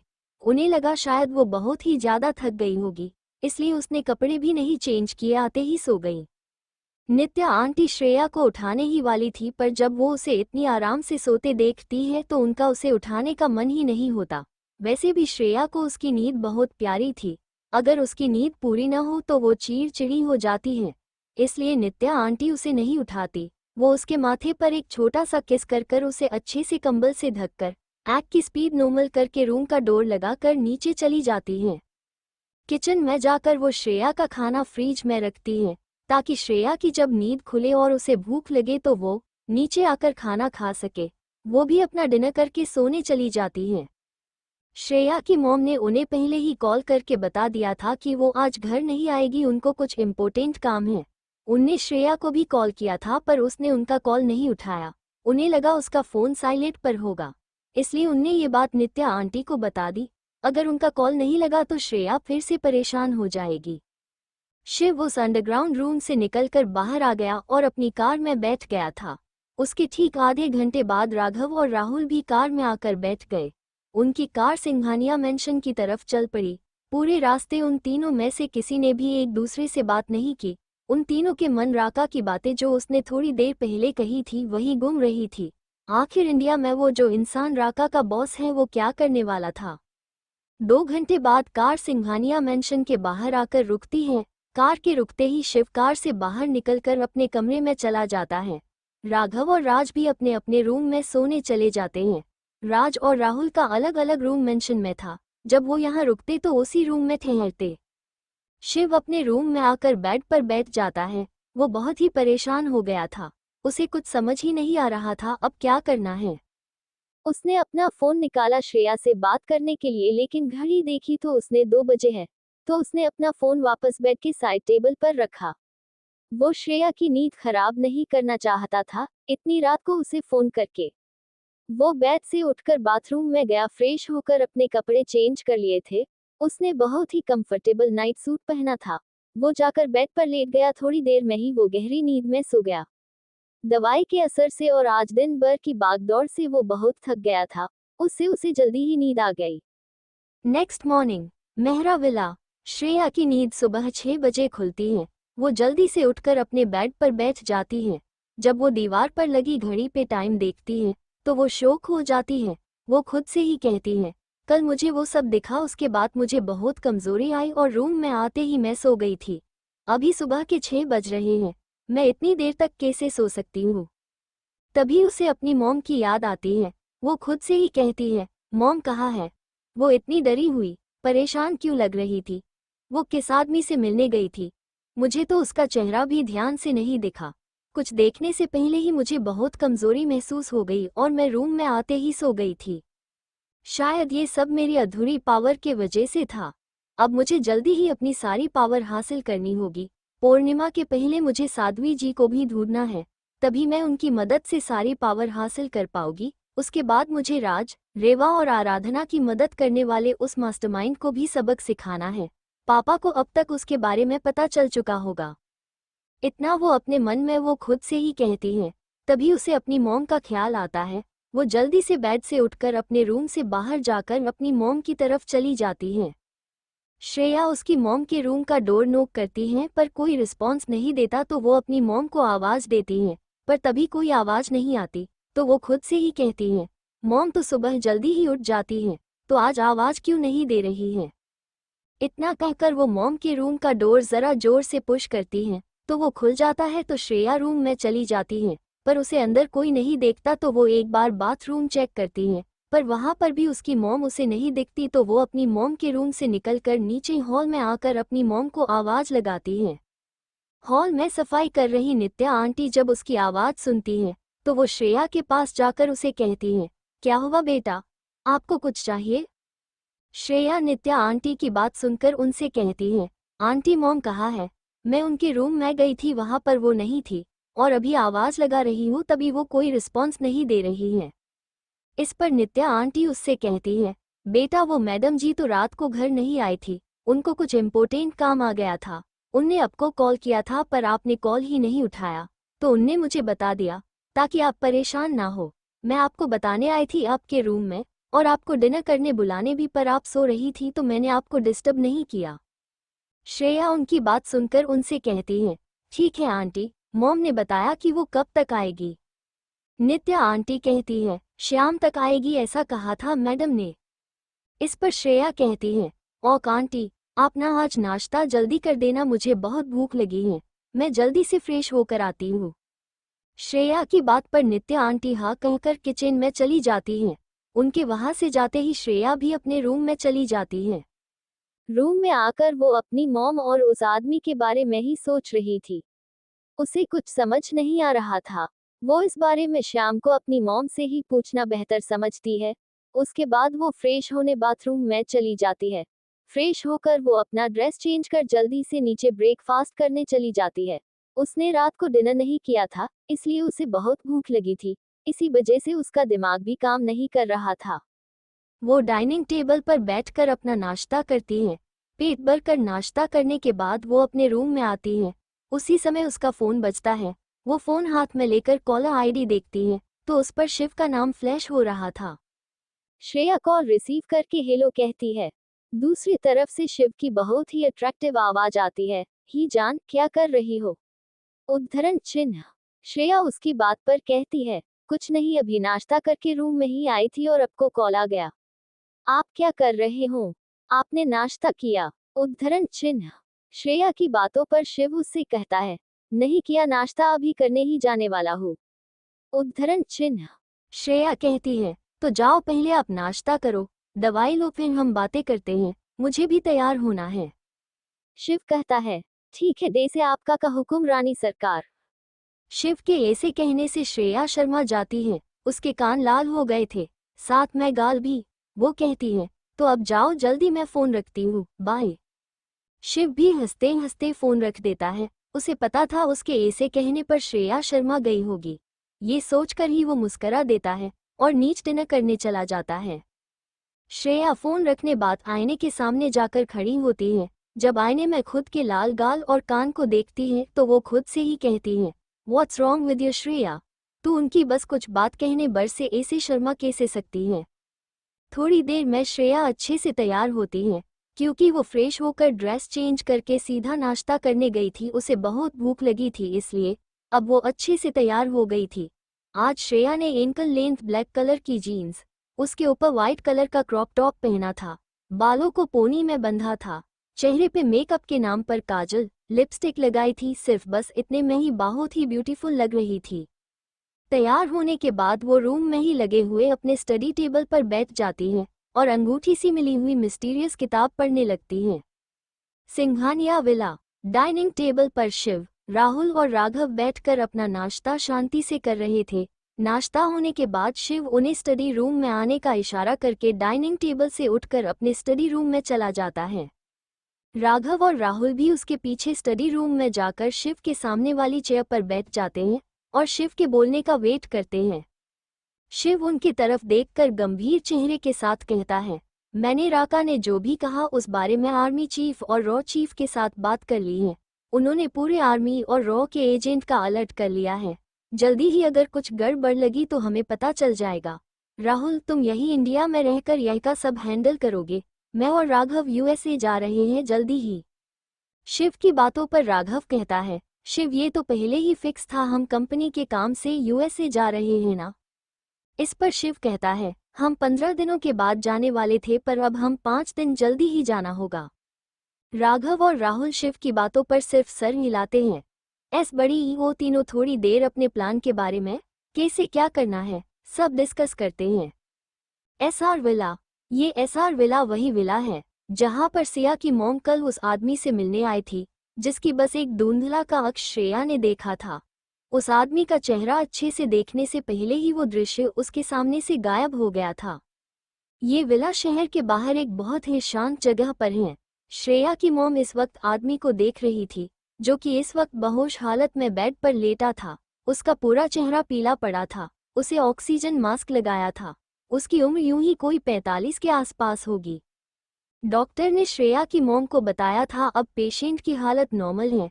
कल उनकी अचानक तबीयत खराब हो गई थी, इसलिए श्रेया जी परेशानी में जल्दी से उसके पास आई थी और अभी भी उस बिस्तर पर बेहोश हालत में पड़े हुए आदमी का एक हाथ पकड़कर बैठी थी। तभी वहां पर एक मेड आकर उन्हें नाश्ता के लिए बुलाने आती है। उन्होंने रात से कुछ खाया नहीं था। श्रेया की मॉम भी उसके बुलाने पर उस रूम से निकल बाहर चली जाती है नाश्ता करने। वैसे भी अब उस आदमी की हालत स्टेबल थी, वो ऐसा खाना नहीं छोड़ सकती। अगर वो बीमार हो जाती तो वो उस आदमी का ख्याल कैसे रखती, और उन्हें अपनी बेटी की भी चिंता थी। इसलिए वो नीचे जाकर बेमन से ही पर नाश्ता करती है। मेहरा विला। श्रेया अपने रूम में स्टडी टेबल पर बैठ के अंगूठी से मिली हुई मिस्टीरियस किताब पढ़ रही थी। उस किताब के एक पार्ट में उसे अंगूठी के बारे में बहुत सी जानकारियां मिली, वही अंगूठी जो इस वक्त उसके राइट हैंड की उंगली में थी। उस किताब में लिखा था, ये कोई साधारण सी अंगूठी नहीं है, बल्कि ये एक महान तपस्वी साध्वी की अंगूठी है। उन्होंने इसे घोर तप से हासिल किया है। इसमें उनकी सारी शक्तियां हैं। ये जिसके भी पास होगी वो बहुत ही शक्तिशाली होगा, उसे आसानी से कोई भी हरा नहीं पाएगा। इस अंगूठी में लगा हुआ रेड डायमंड कोई ऐसा वैसा डायमंड नहीं है, ये एक स्टार का टुकड़ा है जिसे उस साध्वी ने अपने तप से पवित्र कर कर उसमें अपनी सारी शक्तियां इकट्ठा करी हैं। इस वजह से वो रेड कलर के डायमंड जैसा दिखता है। साथ में ही उस साध्वी ने समाधि लेते समय कहा था कि अब से ये अंगूठी सिर्फ एक मामूली अंगूठी की तरह हो जाएगी, बट जब इसको इसका असली हकदार मिलेगा तब ये धीरे धीरे फिर से पहले जैसी पावरफुल हो जाएगी। पर इसका इस्तेमाल सिर्फ अच्छे कामों के लिए ही किया जा सकेगा, अगर किसी बुरे काम के लिए किया गया तो ये समय के साथ अपने आप ही नाश पाएगी। अंगूठी के बारे में इतना पढ़ते ही श्रेया के चेहरे पर एक लंबी मुस्कान आ गई। वो इस अंगूठी के लिए दिल से भगवान जी को और उस महान तपस्वी साध्वी जी को धन्यवाद कहती हैं, और वो उनसे अपने मन में ही कहती हैं कि इस अंगूठी का मैं अच्छे के लिए ही इस्तेमाल करूंगी, किसी भी बुरे काम के लिए नहीं। श्रेया अंगूठी की पावर के बारे में आगे पढ़ने ही वाली थी कि तभी उसका मोबाइल पर किसी का कॉल आ गया, तो उसने अपना फ़ोन जो पास में टेबल पर रखा था वो उठाया। उसमें शो हो रही कॉलर आईडी देखकर उसके चेहरे पर एक प्यारी सी मुस्कान खिल गई। श्रेया ने जल्दी से फ़ोन रिसीव करके के हेलो कहा। फ़ोन की दूरी साइड से बहुत ही नर्म प्यारी और अट्रैक्टिव आवाज़ आई। हेलो जान, आई मिस यू। क्या कर रही हो? तुमको तो मेरी याद ही नहीं आती। ये और कोई नहीं, शिव सिंघानिया है। श्रेया शिव की बात सुनकर उससे कहती है, आई मिस यू टू। मुझे भी आपकी याद आती है, पर आप अपने काम में बिजी होगे इसलिए मैंने आपको कॉल नहीं किया। मैं अभी बुक पढ़ रही हूँ। आप क्या कर रहे हो? शिव कहता है, कुछ नहीं, अभी मैं फ्री हूँ। तुमने लंच किया क्या? श्रेया कहती है, नहीं अभी, अब करने जाऊंगी आपसे बात करने के बाद। आपने किया क्या लंच? श्रेया की बात पर शिव कहता है, अभी तो नहीं किया, करने ही वाला था पर अच्छा हुआ नहीं किया। अब मैं तुम्हारे साथ लंच के सकता हूँ, तो जल्दी से रेडी हो जाओ, मैं तुम्हें पिक करने आता हूँ, हम साथ में ही लंच करेंगे। श्रेया शिव की बात सुनकर खुश हो जाती है। वो उसे हाँ कह के कॉल कट कर देती है। उसके बाद ड्रेसिंग रूम में जाके ड्रेस चूज करने लगती हैं। इधर शिव ने भी फोन रख दिया था। सिंघानिया इंडस्ट्री के अंडर के रेडिसन ब्लू 7 स्टार होटल में लंच के लिए जाना वो डिसाइड करता है। ये होटल उसका ही था, इसलिए इस होटल का टॉप फ्लोर सिंघानिया फैमिली के लिए रिजर्व रहता है। शिव ने लंच के बारे अपने असिस्टेंट राघव को कहा सारे इंतजाम करने के लिए। राघव ने शिव के कहने पर होटल के मैनेजर को कॉल करके सब इंतजाम करवाया दिया। शिव राघव से बात करने के बाद स्टडी रूम से निकलकर अपने रूम में आ गया। लंच के लिए जाने के लिए रेडी होने लगा। एयरपोर्ट। आदित्य रॉय अपने असिस्टेंट और बॉडीगार्ड के साथ एयरपोर्ट में एंटर होता है। वो आज अपने प्राइवेट जेट से यूएसए जा रहा था। आदित्य वीवीआईपी एंट्री गेट से एंटर होकर वीआईपी लॉन्ज में बैठ जाता है। थोड़ी ही देर में उसका जेट रेडी होता है। अभी फॉर्मेलिटी पूरी करके तो वो वहां से निकलकर अपने जेट में जाकर बैठ जाता है। उसके साथ उसका असिस्टेंट और बॉडीगार्ड भी थे। कुछ ही वक्त के बाद जेट टेक ऑफ हो जाता है। आदित्य जेट में बने हुए अपने बेडरूम में रेस्ट करने के लिए चला जाता है। वो प्राइवेट जेट अंदर से बहुत ही लग्जरियस था, उसमें सारी फैसिलिटी उपलब्ध थी। आदित्य का असिस्टेंट आराम से अपनी चेयर पर बैठकर फूड एंजॉय कर रहा था। आदित्य बेड पर लेटकर अपनी आंखें बंद करता है तो उसके सामने श्रेया का चेहरा याद आता है, जिसे याद करके उसे किसी की याद आ जाती है। तो वो खुद से ही कहता है, क्या तुम वही हो जो मैं सोच रहा हूँ, जो मुझे लग रहा है? अगर ये सच है तो ये बहुत ही खुशी की बात है। देखते आखिर तुम हो कौन। अगर तुम वही हो जो मैं सोच रहा हूँ और अगर तुम जिंदा हो तो वो भी जिंदा होगी। मैंने तुम्हारे बारे में इंफॉर्मेशन निकलने को कहा है, वो मुझे जल्दी ही मिल जाएगी। मिलेंगे हम फिर, जब मैं अपना यूएसए का काम पूरा हो जाने पर मैं जल्दी ही इंडिया आऊँगा, तब तक वेट करना। इतना सब वो ऐसा कहता है जैसे श्रेया उसके सामने ही हो और वो उससे बातें कर रहा हो। Los Angeles. एक बहुत ही खूबसूरत मॉडर्न डिजाइन के विला में 4 लोग एक रूम में बैठ थे और कुछ डिस्कस कर रहे थे। आधी रात को वो रूम एक स्टडी रूम था। वो 4 लोग कोई और नहीं, रिया, राज, आराधना कपूर और चौथा वो शख्स जो इनका साथी और मास्टरमाइंड था, जिसका पता लगाने की कोशिश श्रेया और आलोक कपूर कर रहे हैं। उस शख्स ने अभी भी अपना चेहरा एक मास्क से ढका हुआ था। इस वक्त उस रूम का वातावरण बहुत ही तनावपूर्ण था। वो मास्क पहना हुआ अधेड़ उम्र का आदमी जो कि श्रेया के मौत का मास्टरमाइंड और राज, रेवा और आराधना का साथी था, वो इस समय बहुत ही गुस्से में लग रहा था। उसके आसपास का वातावरण अचानक की बहुत डरावना और ठंडा हो गया था। इस वजह रेवा, राज और आराधना भी डरे हुए थे। उस मास्क पहने हुए आदमी ने अपने फोन पर कुछ सुना और वो गुस्से के साथ अपने चेयर पर से खड़ा हो जाता है और अपने कान पे लगे हुए फोन को जमीन पर फेंक देता है। वो बहुत ही गुस्से में लग रहा था। उसने गुस्से में सामने लगे टेबल पर रखा हुआ फ्लावर पॉट उठाकर जमीन पर फेंक देता है, जिससे उस फ्लावर पॉट जमीन पर गिरने से टुकड़े टुकड़े हो गए। ये सब देखकर रेवा ने डर के मारे अपनी आंखों को बंद कर दिया और राज को कस के पकड़ लिया। राज खुद भी बहुत डरा हुआ था, पर उसने अपने चेहरे पर कुछ शो नहीं किया। उसने रेवा को टाइटली पकड़ लिया और उसे धीर देना लगा। आराधना तो डर के मारे अपनी चेयर से खड़ी होकर उसके पीछे छुप गई। उसे पता था जब भी उनके उस मास्क पहने हुए साथी का कुछ काम उसके मन के मुताबिक ना हो तो वो अपने गुस्से में काबू नहीं कर पाता, तो वो अपने सामने जो भी चीज़ हो उसके ऊपर अपना गुस्सा निकलता था। वो मास्क पहना हुआ आदमी उस कमरे में मौजूद चीजें एक के बाद एक नीचे फर्श पर फेंक देता, जिससे वो चीज़ एक आवाज के साथ फर्श पर गिरकर टूट जाती। उसी के साथ रेवा की पकड़ राज पर और भी कस जाती। वो दोनों भी आराधना को छुपे देख के खुद भी उसी की तरह उस स्टडी रूम में लग बड़े से सोफे के पीछे छुप जाते हैं। उस आदमी ने अब तक उस स्टडी रूम में मौजूद सारी चीजें, जो कि बहुत ही महंगी थी, जो थोड़ी देर पहले बहुत ही अट्रैक्टिव और ब्यूटीफुल लग रही थी, उस रूम की शोभा बढ़ा रही थी, साथ में उस रूम को अलग ही रिच लुक दे रही थी। अब वो मिट्टी में मिल चुकी थी। वो स्टडी रूम अब एक कबाड़ खाना बन गया था। पर उस आदमी का गुस्सा खत्म होने का नाम ही नहीं ले रहा था। वो गुस्से के साथ उस स्टडी रूम से बाहर निकलकर विला के भी बाहर निकलकर बाहर खड़ी हुई अपनी कार में बैठकर कहीं चला जाता है। वो बहुत ही गुस्से में लग रहा था। उस मास्क पहने हुए आदमी के बाहर जाते ही राज, रेवा और आराधना कपूर जहां पर छुप के बैठे थे वहां से बाहर निकलते हैं और एक चैन की सांस लेते हैं, जिसे बहुत बड़े संकट से बच गए हो। जब वो तीनों उस रूम का हाल देखते हैं तो तीनों ही अपना सर पकड़ लेते हैं। वो तीनों का अब उस रूम में कुछ काम नहीं था, इसलिए वो तीनों उस रूम से निकलकर उस विला में मौजूद अपने अपने रूम में चले जाते हैं। मेहरा विला। श्रेया का बेड जो इस वक्त कपड़ों के ढेर से भरा हुआ था और श्रेया अपना सर पकड़ पर बेड के पास लगे हुए सोफे पर बैठी थी। उसे समझ ही नहीं आ रहा था कि वो कौन सी ड्रेस पहने। नित्या आंटी कुछ काम से श्रेया के रूम में आती है और वो जब रूम की हालत देखती है, खासकर बेड पर लगे कपड़ों की, तो वो शौक हो जाती है। वो रूम में इधर उधर अपनी नजरें घूमती हैं तो उन्हें श्रेया सोफे पे अपना सर पकड़ हुई नजर आई, साथ ही में वो बेड पर लगे कपड़ों के ढेर को घूर कर देख रही थी। नित्या आंटी समझ जाती है कि श्रेया कहीं बाहर जा रही है और उसे समझ ही नहीं आ रहा है वो कौन सा ड्रेस पहन कर जाए। वो श्रेया के पास जाती है और उसके सर पर हाथ रखती है। श्रेया किसी का हाथ अपने सर पर महसूस करती है तो वो उनकी तरफ देखती है। जब वो अपने पास खड़ी नित्या आंटी को देखती है तो उसकी आंखों में चमक आ जाती है। वो जल्दी से सोफे से उठकर नित्या आंटी का हाथ पकड़कर उन्हें बेड के पास ले जाकर कपड़ों की तरफ इशारा करती है और उनसे बहुत ही प्यारी आवाज में अपनी आंखों को गोल गोल घुमा के कहती है, अच्छा हुआ आंटी आप आ गए।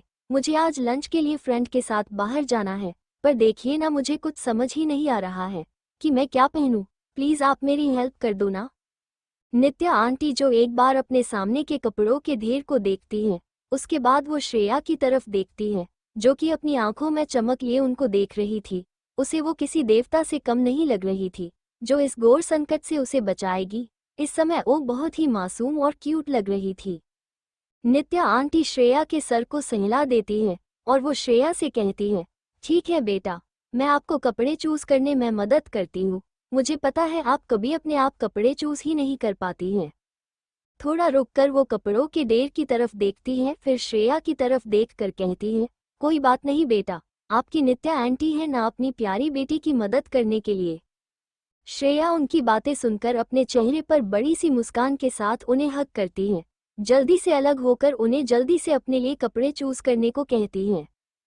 श्रेया की बातें सुनकर नित्या आंटी भी उसके लिए लंच में पहन कर जाने के लिए अपने सामने पड़े कपड़ों के ढेर में से श्रेया के लिए कपड़े निकालने लगती हैं, जो कि श्रेया ने लगाया था। उसे कुछ समझ नहीं आ रहा था कि वो क्या पहने, तो उसने सारी अलमीरा में लगे हुए कपड़े ही बेड पर लाकर रख दिए। नित्या आंटी उन कपड़ों में से एक बहुत ही खूबसूरत फ्रॉक सूट निकलकर उसे देती हैं, जो कि फैंट ब्लू कलर का था। श्रेया को आज इंडियन ड्रेस ही पहनना था और उसे इंडियन कपड़े पहनना अच्छा लगता था। वो वेस्टर्न कपड़े भी पहनती थी, पर आज वो शिव के साथ लंच डेट पर जाने वाली थी और शिव को उसे ज़्यादातर इंडियन ड्रेस में ही देखना अच्छा लगता था। वैसे शिव को श्रेया हर ड्रेस में पसंद और अच्छी लगती थी, पर उसे ज़्यादातर श्रेया सूट में बहुत ही अच्छी लगती थी। श्रेया नित्या आंटी ने उसके लिए चूज की हुई ड्रेस देखती है तो वो खुश हो जाती है और नित्या आंटी के गले लगकर उन्हें थैंक यू कहकर उनके चेक पर किस करके उनसे कहती है, आंटी मैं लंच के लिए बाहर जा रही हूँ, तो आप मेरा लंच मत बनाना, मैं मॉम के आने से पहले घर वापस आ जाऊंगी। अगर मॉम मुझसे पहले आ गई तो प्लीज़ आप मुझे कॉल करके बता देना। उनका कॉल नहीं लग रहा है, मैंने उन्हें कॉल किया था। नित्या आंटी श्रेया की बात सुनकर उसे से कहती है, ठीक है बेटा, मैं आपको मैडम अगर जल्दी आ जाएगी तो कॉल करके बता दूंगी, आप अपना ख्याल रखना। वैसे मैं आपको पूछने ही आई थी कि आपके लिए लंच में क्या बनना है, पर अब जब आप बाहर जा रही हूँ तो कोई बात नहीं, आप रेडी हो जाओ, नहीं तो आपको देर हो जाएगी, मैं चलती हूँ। इस पर श्रेया उन्हें ठीक है कहती है। फिर से उन्हें थैंक यू कहकर नित्या आंटी ने सेलेक्ट की हुई ड्रेस लेकर बाथरूम में जाने ही वाली थी, तभी उसकी नज़र बेड पर लगे कपड़ों के ढेर पर पड़ जाती है, तो मासूमियत के साथ नित्या आंटी की तरफ देखती है। नित्या आंटी श्रेया को अपनी तरफ दिखता पाकर समझ जाती है कि श्रेया क्या कहना चाहती है, तो वो श्रेया से कहती है, आप जाओ रेडी हो जाओ, नहीं तो आपको देर हो जाएगी, मैं ये सब तय करती हूँ। श्रेया उनकी बातें सुनकर उन्हें कस के हग करती है, फिर से उनके गाल पे एक बेबी किस करके उन्हें थैंक यू कहकर बाथरूम की तरफ भाग जाती है। जाते जाते वो उनसे कहती है, पता नहीं अगर आप नहीं होती तो मेरा क्या होता। I love you Nitya aunty. Nitya aunty Shreya के एक्शन से शॉक हो जाती है, कहती है, पागल लड़की, इसका कुछ नहीं हो सकता। इसी के साथ वो मुस्कराने लगती है और श्रेया के आई लव यू के जवाब में कहती है, आई लव यू टू बेटा। इतना कहकर वो मुस्कराते हुए श्रेया के कपड़े तय करने लगती है। श्रेया बाथरूम से फ्रेश होकर नित्या आंटी ने चूज की हुई फैंट ब्लू कलर का फ्रॉक सूट पहनकर बाथरूम से बाहर आती है। तब तक नित्या आंटी ने उसके जो कपड़े बेड पर बिखरे हुए थे वो आंटी ने अच्छे से तय करके उसके वार्डरोब में रख दिए थे एक सर्वेंट के हेल्प से। उसी के साथ वो अपना काम करने के बाद श्रेया के रूम से चली जाती है। श्रेया जब बाथरूम से बाहर आई थी तब रूम में कोई नहीं था। वो अपने बेड की तरफ देखती है तो उसे वो अच्छे से तय किया हुआ दिखता है। उसके सारे कपड़े उसके अलमीरा में अच्छे से रखे हुए थे। ये देखकर उसके चेहरे पे स्माइल आ जाती है। वो अपने मन ही मन में नित्या आंटी को थैंक यू कहती है और लंच के लिए जाने के लिए रेडी होने लगती है। वो जब पूरी तरह से रेडी हो गई तभी उसके फ़ोन पर शिव का कॉल आ जाता है, जो कि उससे कहता है, जान आप रेडी हो गई हो क्या। श्रेया शिव के बात पर जवाब देती है, हाँ मैं रेडी हो गई हूँ, आप आ गए हो क्या, मैं अभी नीचे आ जाती हूँ। इतना कहकर वो अपना हैंडबैग लेके जल्दी से नीचे जाने लगती हैं। तभी शिव की फ़ोन में से उसे आवाज़ आती है जो कि उससे कह रहा था, जान सुनो, मैं आपको लेने नहीं आ सकता, एंड टाइम पर मेरी एक अर्जेंट मीटिंग आ गई है, इसलिए मैं अभी आपको लेने नहीं आ पाऊंगा। आपको लेने के लिए मैंने ड्राइवर को भेजा है, आप उसके साथ आ जाना, तब तक मैं अपनी मीटिंग खत्म करके आपको ज्वाइन करूंगा। शिव की बातें फ़ोन के दूसरी साइड से सुनकर श्रेया के कदम उसके रूम के डोर पर ही रुक जाते हैं। उसके चेहरे की खुशी पल भर में उदासी में बदल जाती है। वो इस समय बहुत ही सैड हो गई थी। श्रेया शिव को कहती है, ठीक है।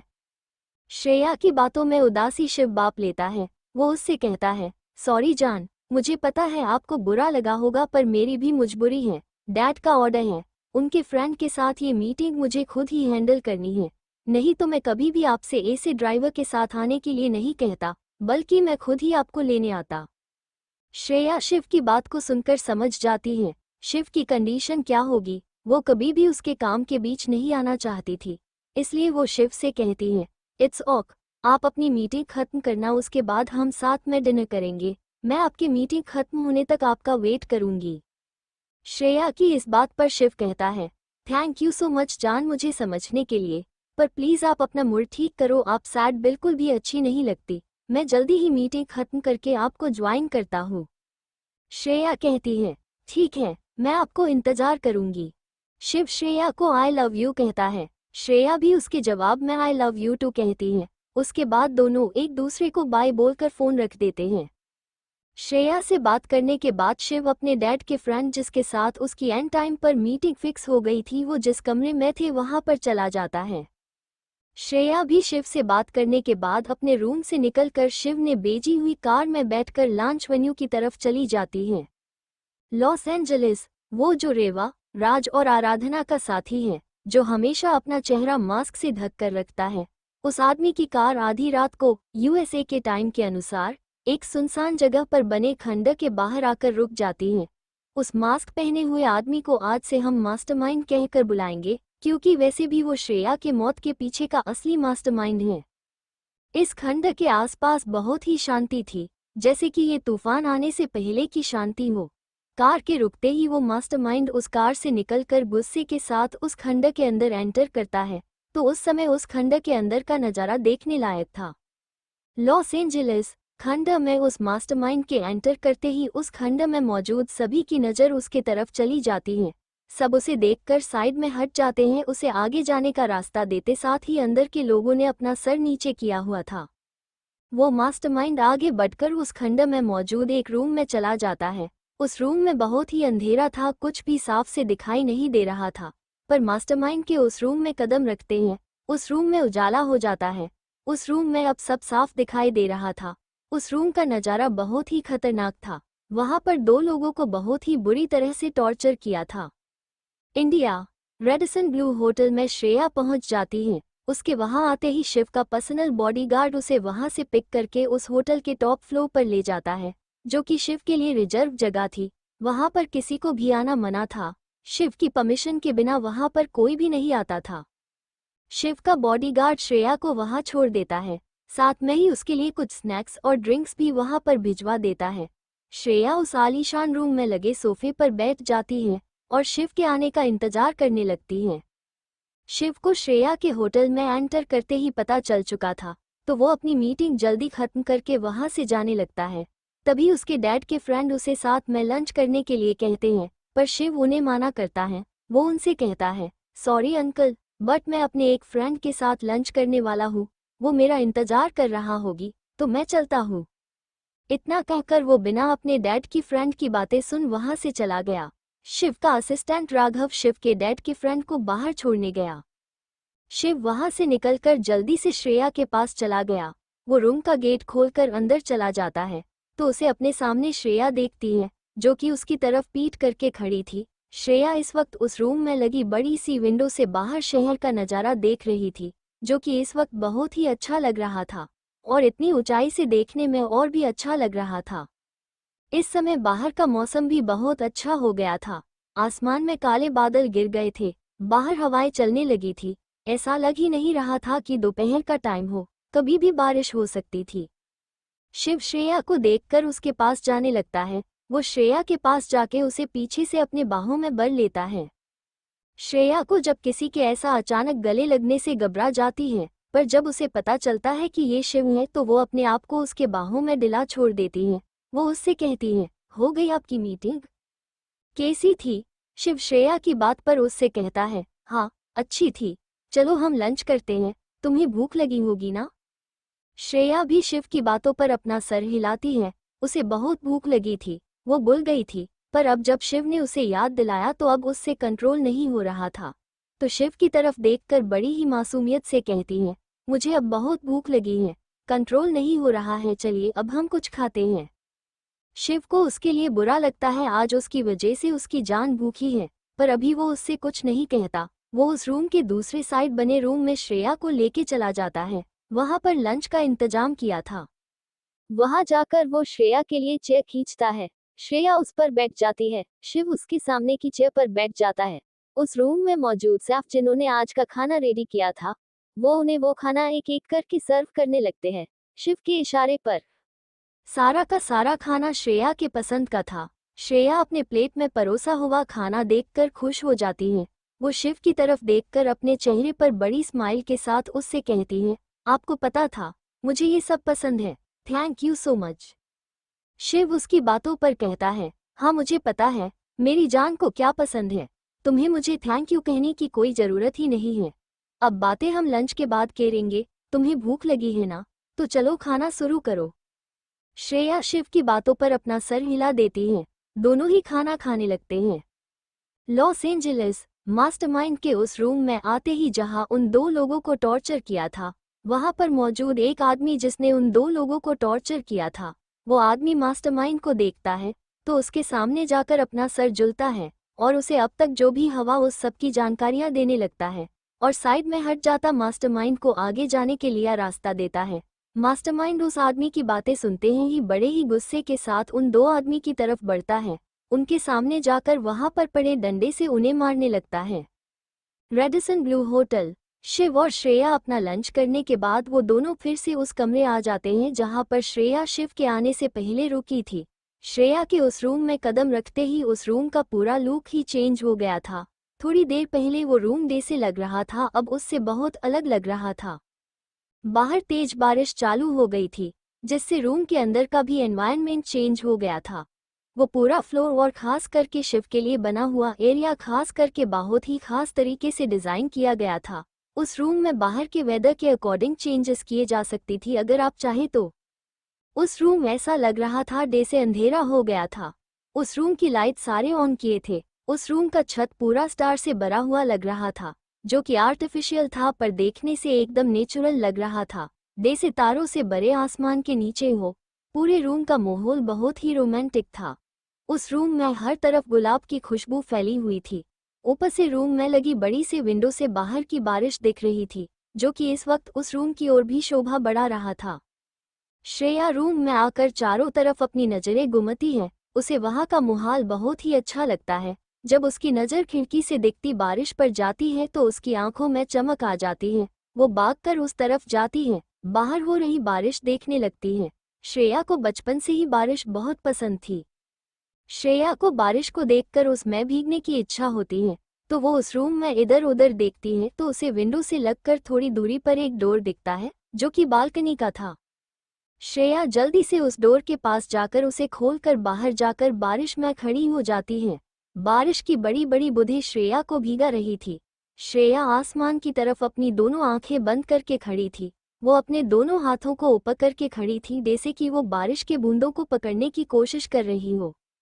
शिव जो कि श्रेया के पीछे ही आ गया था, वो जब श्रेया को पहले बारिश को देखते ही उसकी आंखों की चमक और बाद में खुशी से खिड़की के पास जाकर बारिश को देखना, उसके बाद बालकनी का डोर खोलकर बारिश में अपने दोनों हाथों को फैलाकर खड़ी होना, उसके चेहरे की खुशी देखता ही रह जाता है। श्रेया की ड्रेस पूरी तरह से उसके शरीर से चिपक गई थी, उसके वजह से उसकी बॉडी का शेप अच्छी तरह से उभर कर दिख रहा था। उसके सारे बाल भीगे थे और वो उसके चेहरे से चिपक गए थे जिससे कि उसका आधा चेहरा भीगा था। शिव की नज़र जब श्रेया के चेहरे पे पड़ती बारिश की बूंद का उसके सर से होकर होठों पर से नीचे उसकी गर्दन से होते हुए जाते देखता है तो उसका गला सूखने लगता है। उसे उसकी बॉडी में अलग ही एहसास होने लगता है। वो अपनी नज़र श्रेया से हटा के दूसरी तरफ देखने लगता है पर वो फिर से श्रेया की आवाज़ से उसके तरफ देखने लगता है। श्रेया जो बारिश का आनंद ले रही थी, वो जब शिव को बालकनी के डोर पर खड़ा देखती है तो वो उसे अपने पास बुलाती है। उसके चेहरे पर इस वक्त दुनिया भर की खुशी थी, जैसे उसे उसकी सबसे पसंदीदा चीज मिली हो। शिव श्रेया को अपने आप को बुलाने पर वो उसके पास जाने लागत, उसकी नज़र फिर से श्रेया के चेहरे पर रुक जाती है। चेहरे से होते हुए वो श्रेया के होठों को ही देखने लगता है जो इस वक्त हिल रहे थे। श्रेया उससे कुछ कह रही थी पर शिव का उसके ऊपर कोई ध्यान ही नहीं था। शिव श्रेया के पास जाकर अपना एक हाथ उसके चेहरे के पीछे और दूसरा उसके कमर पर रखकर उसे अपने पास खींचता है। उसी के साथ वो अपने सख्त होठ श्रेया के मुलायम चरी के डेसे होठों पर रख देता है। वो उसे बहुत ही प्यार से किस कर रहा था। श्रेया ऐसे शिव के अचानक खींचने से और किस करने से एक पल के लिए शौक ही हो जाती है। वो होश में आकर शिव का साथ देने लगती है। शिव जब श्रेया को साथ देता देखकर अपनी किस और भी पैशनेट कर देता है। वो दोनों बारिश के नीचे एक दूसरे को किस कर रहे थे। थोड़ी देर में जब बारिश तेज हो गई तो शिव अपनी किस ब्रेक करता है और श्रेया को गोद में उठाकर रूम के अंदर चला जाता है। वो उस रूम के बाजू में बने हुए मास्टर बेडरूम में श्रेया को लेके चला जाता है। मास्टर रूम में जाकर वो श्रेया को नीचे उतार देता है, उसे रूम के डोर से लगाकर फिर से किस करने लगता है। बारिश में भीगने की वजह से दोनों के कपड़े भीगे हुए थे और शरीर से चिपक गए थे। श्रेया को जब सांस लेने में दिक्कत होने लगती है तो शिव न चाहते ही अपनी किस रोक देता है। वो श्रेया की तरफ देखता है जिसके गाल लाल हो गए थे। वो जोर जोर से सांस ले रही थी। शिव श्रेया के लाल गालों पर अपने होंठ रख देता है, उसके होठों पर किस करके वो उसके गले पर किस करने लगता है। गले से होते हुए वो नीचे नीचे जाने लगता है। श्रेया ने जो सूट पहना था उसका गला पीछे से और आगे से दोनों तरफ से बड़ा था, जिससे उसकी कोलोरबोन साफ दिखाई दे रही थी, जिसे देख के शिव बहकने लगता है और वहां पर पैशनेटली किस और बाइट करने लगता है। श्रेया के लिए ये सब नया था। उसने ये नहीं अपने पहले जन्म में और नहीं इस जन्म ये महसूस किया था। शिव को उसे ऐसे किस और बाइट करने से उसकी हल्की से सिसकियां निकलने लगती हैं, जिससे शिव उसे और भी पैशनेटली किस करने लगता है। श्रेया के हाथ इस वक्त शिव के बालों में चल रहे थे। शिव श्रेया के कोलाबोन को छोड़कर फिर से उसके होठों पर अपने होंठ रख देता है और उसे किस करने लगाता है। श्रेया भी उसका साथ देने लगती है। दोनों की ही किस वक्त के साथ और भी पैशनेट होती जा रही थी। शिव अपनी टंग को श्रेया के मुंह में ले जाकर उसे एक्सप्लोर करने लगता है। श्रेया भी शिव का साथ देने लगती है। वो भी शिव जैसे करता उस समय उसका साथ दे रही थी। थोड़ी देर बाद शिव श्रेया को अपने गोद में उठाकर बेड पर लेकर आता है, उसे बेड पर लेता कि वो उसके ऊपर आ जाता है। इस बीच में उन दोनों के होठ एक पल के लिए भी अलग नहीं हुए थे। वो दोनों पैशनेटली एक दूसरे को किस कर रहे थे। शिव श्रेया के होती को छोड़कर उसकी गर्दन पर किस करने लगता है। इस वक्त श्रेया के हाथ शिव के बालों में फिरा रही थी। शिव श्रेया के गर्दन से होते हुए उसकी कोलरबन पर आ जाता है। शिव श्रेया की ओढ़नी को उसके गले से निकलकर नीचे फर्श पर फेंक देता है। उसके बाद वो श्रेया के ऊपर से उठकर अपना ब्लेजर निकल फेंक देता, साथ में अपनी टाई भी निकलता है। वो टाई को निकलने के बाद अपने शर्ट के बटन खोलने लगता है। श्रेया जब शिव को ऐसे करता देखती है तो वो अपनी आंखें झुका लेती है और शिव तरफ पीठ करके लेट जाती है। शिव अपनी शर्ट निकाल कर फेंक देता है। जब वो श्रेया को ऐसे शर्मा कर उसकी तरफ पीठ करते देखता है तो उसके चेहरे पर स्माइल आ जाती है। वो बेड पर जाकर श्रेया को पीछे से अपनी बाहों में भर लेता है। उसकी नज़र श्रेया की बर्फ की तरह गोरी पीठ पर पड़ जाती है तो वो उसकी बैक पर अपने होंठ फिराने लगता है। शिव के ऐसे करते ही श्रेया अपने हाथ की पकड़ बेड पर लगे चादर पर कस लेती है। ये एहसास उसके लिए नया था। इस वक्त उसे ऐसा लग रहा था जैसे उसके पेट में तितलियां उड़ रही हो। उसके लिए ये एहसास नया था। शिव के ऐसे उसको किस करने से उसे अच्छा लग रहा था। शिव ने अब तक श्रेया की बर्फ जैसी गोरी पीठ को किस और बाइट करके पूरा रेड कर दिया था। अब शिव से रहा नहीं जा रहा था तो वो श्रेया का चेहरा अपने तरफ करता है तो वो देखता है कि श्रेया का चेहरा शर्म से वजह से लाल हो गया था और वो इस वक्त अपने आंखों को बंद कर रखे थे। शिव जब श्रेया के बंद आंखों को देखता है तो वो उन पर किस कर कर श्रेया से कहता है, जान अपनी आंखों को खोलो।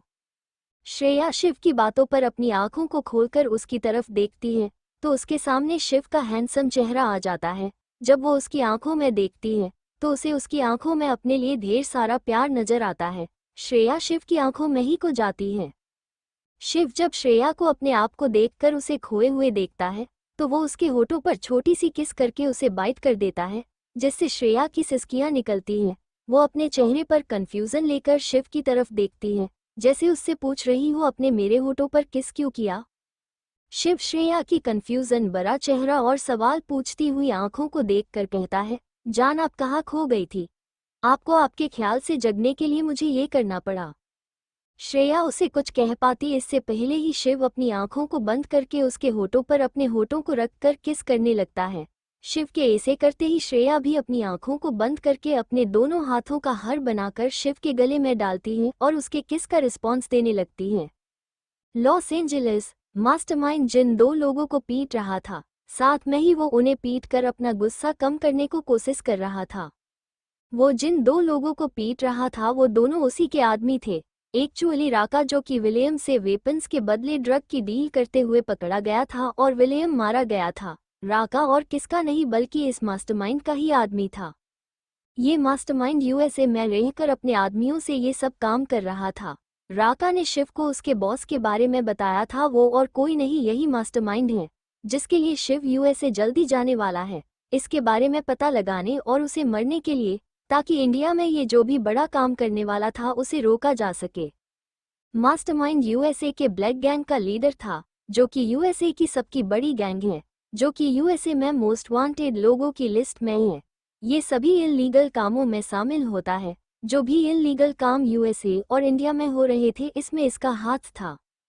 ब्लैक गैंग का लीडर यानी कि मास्टरमाइंड को पकड़ने के लिए यूएसए के गवर्नमेंट ने बड़ा इनाम लगाया है, पर आज तक किसी ने इसको नहीं देखा और कोई भी इसके बारे में कुछ भी पता नहीं लगा पाया था। उसका चेहरा किसी ने नहीं देखा था, ये तक कि उसके साथ काम करने वाले लोगों ने भी नहीं। वो हमेशा अपना चेहरा मास्क के पीछे छुपा के रहता था। उसे सब मिस्टर के कहकर पुकारते थे। इसके अलावा वो ब्लैक गैंग का लीडर है, बस यही पहचान सबको पता थी। वो कहाँ से आता और कहाँ चला जाता ये बात किसी को भी पता नहीं चल पाती थी। राका के साथ वेपन्स के बदले ड्रग की डील पूरी करने के लिए ये दो आदमी भी थे जिनको अभी टॉर्चर किया जा रहा है। इनकी ही लापरवाही की वजह इन्फॉर्मेशन लीक हो गई थी और वो इन्फॉर्मेशन इंडियन आर्मी को मिली थी, जिस वजह से राका को पकड़ लिया था, जो कि मिस्टर के का इम्पोर्टेंट आदमी था। वही इसे इंडिया पर अगला अटैक करने में मदद करने वाला था, इसलिए वो अपने प्लान के मेन आदमी को पकड़ा जाने से गुस्से में था। उसी के साथ विलियम उसके साथ डील करने आने वाला था और वो वही मारे गया। इस वजह से उसके कनेक्शन दूसरी गैंग के साथ खराब हो गए थे, जिसका विलियम के साथ कनेक्शन था, जिससे के को भारी नुकसान का सामना करना पड़ा। उसके सारे वेपन्स भी जब्त हो गए थे और साथ में ही सारे ड्रग भी, इसलिए वो भोखला गया था। ऊपर से उसके इंडिया में जो लोग उसकी गैंग के आदमी थे उन्हें राका को किस जगह पर कैद किया है, उसने अपना मुंह तो नहीं खोला, इस बारे में भी कुछ पता नहीं चल रहा था, इसलिए के बहुत ही गुस्से में था। मिस्टर के उन दो लोगों पर अपना गुस्सा उतरता है, जिससे उन दोनों की हालत अधमरी हो गई थी। दोनों ही के की मार से बेहोश हो गए थे। के उनको बेहोश होता देख अपने आदमी को इनकी अच्छे से खातिरदारी करने को कहकर वहां से बाहर चला जाता है। बाहर आकर वो अपने आदमियों से थोड़ी बहुत बातचीत करता है और उसी के साथ यहाँ की सिक्योरिटी टाइट करने को कहकर वहां से अपनी कार में बैठकर चला जाता है। Radisson Blu hotel. शिव के रूम में श्रेया और शिव के कपड़े सारे जमीन पर पड़े थे। दोनों एक दूसरे को प्यार कर रहे थे, मगर उन लोगों ने अपनी लिमिट क्रॉस नहीं की थी। दोनों एक दूसरे को प्यार करके थक कर एक दूसरे को हक करके सो जाते हैं। बाहर चल रही तेज बारिश अब भी वैसी ही चालू थी। मेहरा विला। नित्या आंटी को श्रेया की मॉम का कॉल आता है, जो उनसे कहती है, मैं आज नहीं आ पाऊंगी, बारिश के वजह से सारे रास्ते ब्लॉक हो गए हैं, आप श्रेया को बता देना, उसका कॉल नहीं लग रहा है। इतना कहकर उन्होंने फोन रख दिया। नित्या आंटी ने उन्हें ठीक है कहा और नित्या आंटी ने भी कॉल कट किया। नित्या आंटी सिया जी के यानी कि श्रेया के मॉम का कॉल रखते ही श्रेया को कॉल करके बताने के लिए उसे कॉल करती हैं, पर उसका कॉल नहीं लगता, तो वो श्रेया के फ़ोन पर मैसेज कर देती हैं कि आज मैडम शाम को घर नहीं आएगी, बारिश की वजह से सारे रास्ते बंद हो गए हैं। इसलिए नित्या आंटी का ध्यान जब बाहर चल रही तेज बारिश पर जाता है तो वो श्रेया को एक और मैसेज करके वो जहां है वहीं पर रुकने के लिए कहती हैं। बारिश जब थम जाएगी तब आने को कहती हैं। Los Angeles. रेवा, राज और आराधना कपूर जिस विला में रुके थे, उस विला के बाहर मिस्टर के की कार आकर रुकती है। कार के रुकते ही वो कार से निकलकर विला के अंदर एंटर करता है। अंदर उसे कोई नहीं दिखता तो वो हॉल से होकर उस विला में मौजूद अपने रूम में जाता है। फ्रेश होकर वो भी से जाता है, पर अब भी उसके चेहरे पर एक मास्क लगा था जिससे कि सिर्फ उसकी आंखें, नाक का एरिया और होठ ही दिख रहे थे। अब उसका गुस्सा पूरा खत्म हो गया था। थोड़ी ही देर में वो गहरी नींद में चला जाता है। इंडिया। शाम के 6 बजे रेडिसन ब्लू होटल के कमरे। श्रेया की नींद खुलती है। उसके आंखों के सामने शिव का हैंडसम चेहरा आ जाता है, जो कि इस वक्त नींद में था। उसके चेहरे पर सुकून नजर आ रहा था। श्रेया शिव के चेहरे पे जो बाल आ गए थे उसे अपने हाथ से पीछे करने लगती है। इस वक्त उसका चेहरा शिव के चेहरे के बहुत ही नजदीक था, पर उसे इस बात का होश ही नहीं था। शिव के बालों को उसके माथे से हटाकर वो शिव के माथे पे किस करती है, फिर उसके आंखों पर, गालों पर किस करती है। तभी उसकी नज़र उसके होठों पर पड़ जाती है। वो उसके होठों के पास आकर रुक जाती है। उन दोनों के होठों के बीच थोड़ा ही अंतर था। थोड़ा भी कोई हिलता तो उनके होठ आपस में छू जाते। शिव की नींद तभी टूट गई थी जब श्रेया ने हलचल की थी। वो बस अपनी आंखों को बंद करके उसके अगले एक्शन का इंतजार कर रहा था। जब वो श्रेया को अपने चेहरे के इतने करीब आकर अपने बालों को माथे से अलग करता महसूस करता है, तो उसे बहुत अच्छा लगता। एक अलग ही फीलिंग उसे अपने अंदर होती है। फिर श्रेया के उसके माथे पे किस करना, आंखों पर फिर गाल पर, और जब वो उसे अपने होठों से बस कुछ ही दूरी पर रुक देखता है तो उससे श्रेया के ऐसे उसे किस करने से और अब होठों पर उसकी सांसें महसूस करके उससे कंट्रोल नहीं होता, तो वो अपनी आंखों को खोलकर अपना एक हाथ श्रेया के सिर के पीछे लगा देता है और दूसरा उसके गाल पर रखकर अपने सख्त होठों को उसके मुलायम होठों पर रख देता है और उसके होठों का रस पीने लगता है। श्रेया शिव के ऐसे अचानक एक्शन में एक पल के लिए शॉक हो जाती है, पर जब वो शिव को उसके होठों को चूमते देखती है तो वो भी उसका साथ देने लगती है। श्रेया का साथ पाकर शिव अपनी छोटी सी किस को बड़ी करके पैशनेट किस में बदल देता है। उन दोनों के शरीर पर इस वक्त कपड़े नहीं थे, वो दोनों ऐसे ही एक दूसरे से चिपक कर किस करने में बिजी थे। दोनों के ऊपर सिर्फ एक चादर थी जो कि दोनों को ढक रही थी।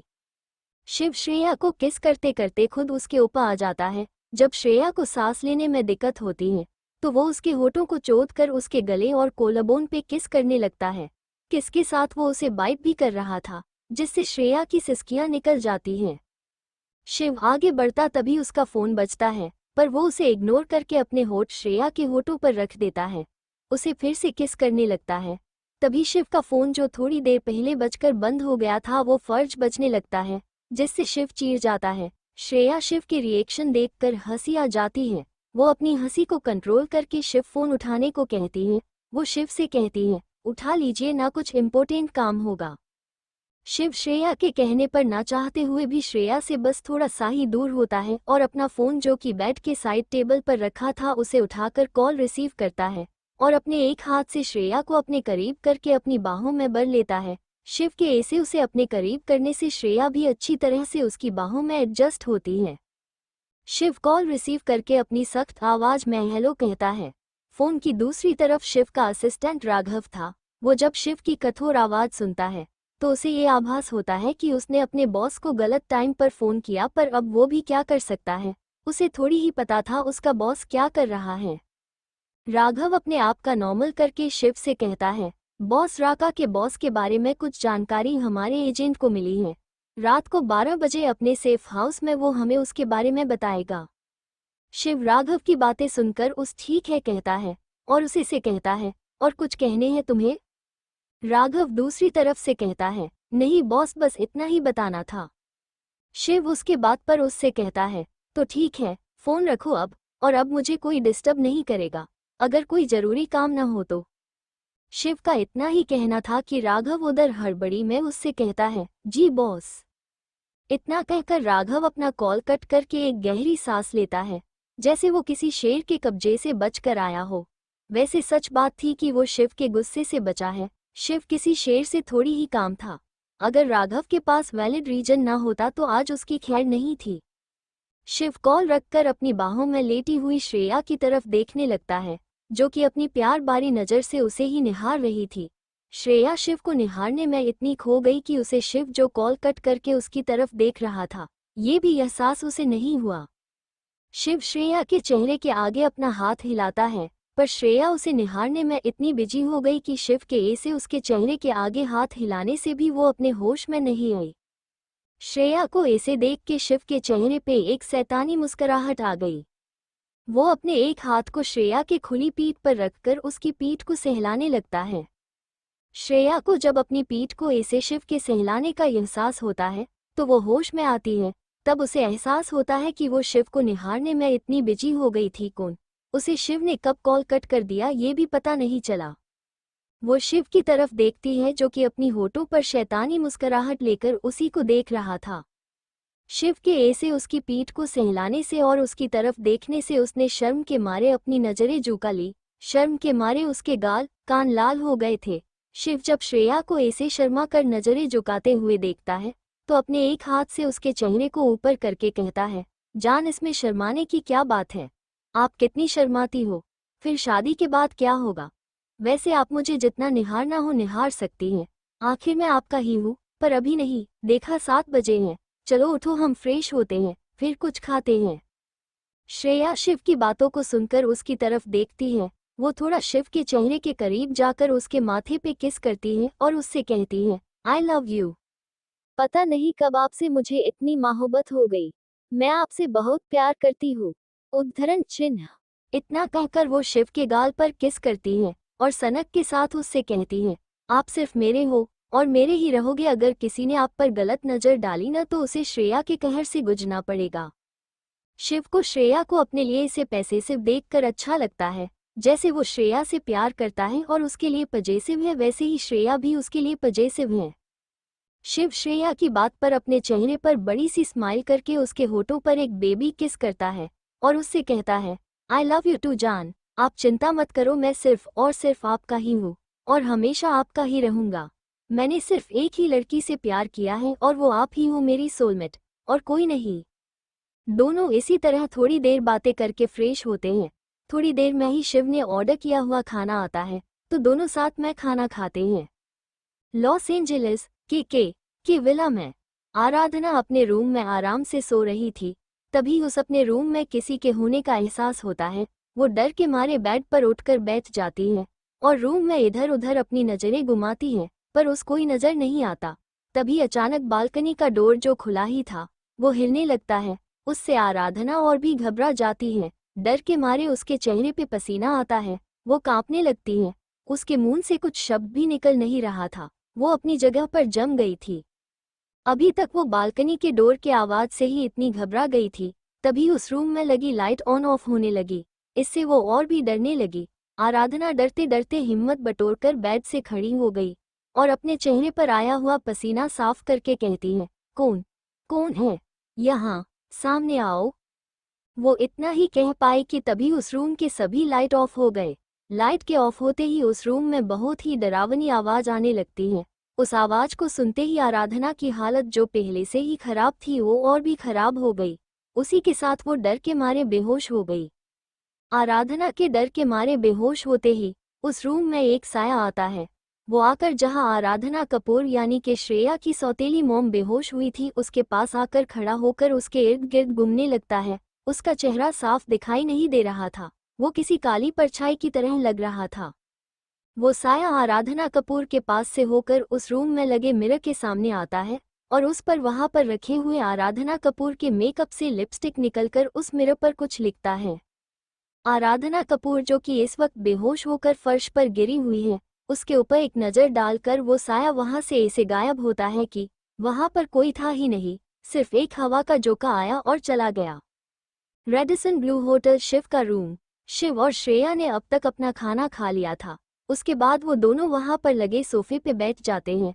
बाहर की बारिश अब तक खत्म हो गई थी। श्रेया जब अपने फ़ोन में टाइम देखती है तो उसने 9 बजे थे। उसे शिव के साथ होने से टाइम का पता ही नहीं चला। श्रेया टाइम देख के परेशान हो जाती है। उसे आज उसके मॉम से जानना था कि वो कहाँ पर गई थी, वो इतनी क्यों परेशान थी, और खासकर उसे उस आदमी के बारे में भी जानना था जिसका चेहरा वो देख नहीं पाई थी। वो आदमी आखिर है कौन? शिव जब श्रेया का ऐसे परेशान होता देखता है तो उससे पूछता है, क्या हुआ जान, आप इतनी परेशान क्यों हो? श्रेया शिव की बात पर उससे कहती है, कुछ नहीं, 9 बज गए हैं और आज मॉम शाम को आने वाली थी। मुझे टाइम का पता ही नहीं चला, मुझे जल्दी से घर जाना होगा। शिव उससे कुछ कह पाता तभी श्रेया अपने मोबाइल में आए हुए मैसेज देखने लगती है जो उसके मोबाइल पर अभी आया था। बारिश की वजह से नेटवर्क प्रॉब्लम से मैसेज जो नित्या आंटी ने किया था वो अभी डिलीवर हुआ था। उस मैसेज को देखकर श्रेया राहत की सांस लेती है। फिर शिव की तरफ देखती है जो उसके तरफ ही देख रहा है, तो वो उससे कहती है, नित्या आंटी का मैसेज है, मॉम आज नहीं कल आने वाली है। बारिश के वजह सारे रोड ब्लॉक हो गए इसलिए। शिव श्रेया की बात सुनकर कहता है, तुम खामखा इतनी परेशान हो गई थी, अब शांत हो जाओ। श्रेया शिव की बात सुन के शांत हो जाती है। बाहर के बारिश थम जाने से और सारे रास्ते खुले होने के बाद शिव श्रेया को मेहरा विला ड्रॉप कर देता है। श्रेया अपने रूम में आकर फ्रेश होकर सो जाती है। दिन ऐसे ही एक के बाद एक निकल जाते। इन सब दिनों में आराधना के ऐसे डर से बेहोश होने का कारण किसी को भी पता नहीं चल पाया। आखिर वो कौन था जो उसके रूम में आ गया होगा। समय के साथ वो संभल गई थी पर उसे उस साए ने मिरर पर लिखी हुई बात हमेशा सताती थी। मिस्टर के भी अपने अगले काम पर फोकस कर रहा था। उसमें उसकी मदद रेवा और राज कर रहे थे।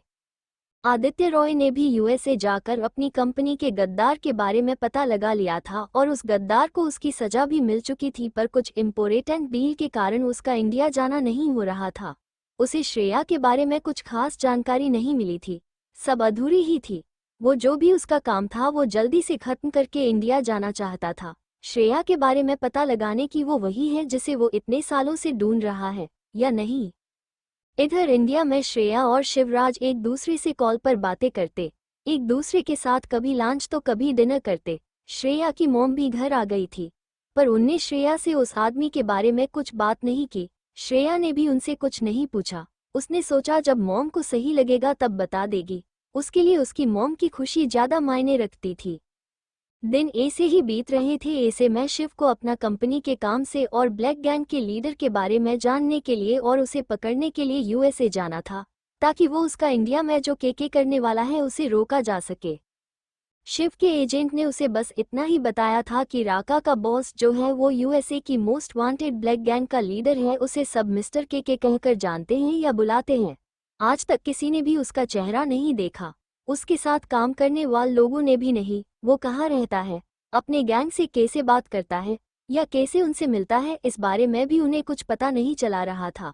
इसलिए शिव खुद इस मिशन को पर्सनली हैंडल कर रहा था। श्रेया ने भी अपनी मॉम और शिव को उसके हिमालय के पहाड़ी में स्थित एक छोटे से गांव में जाने के बारे में बताया था।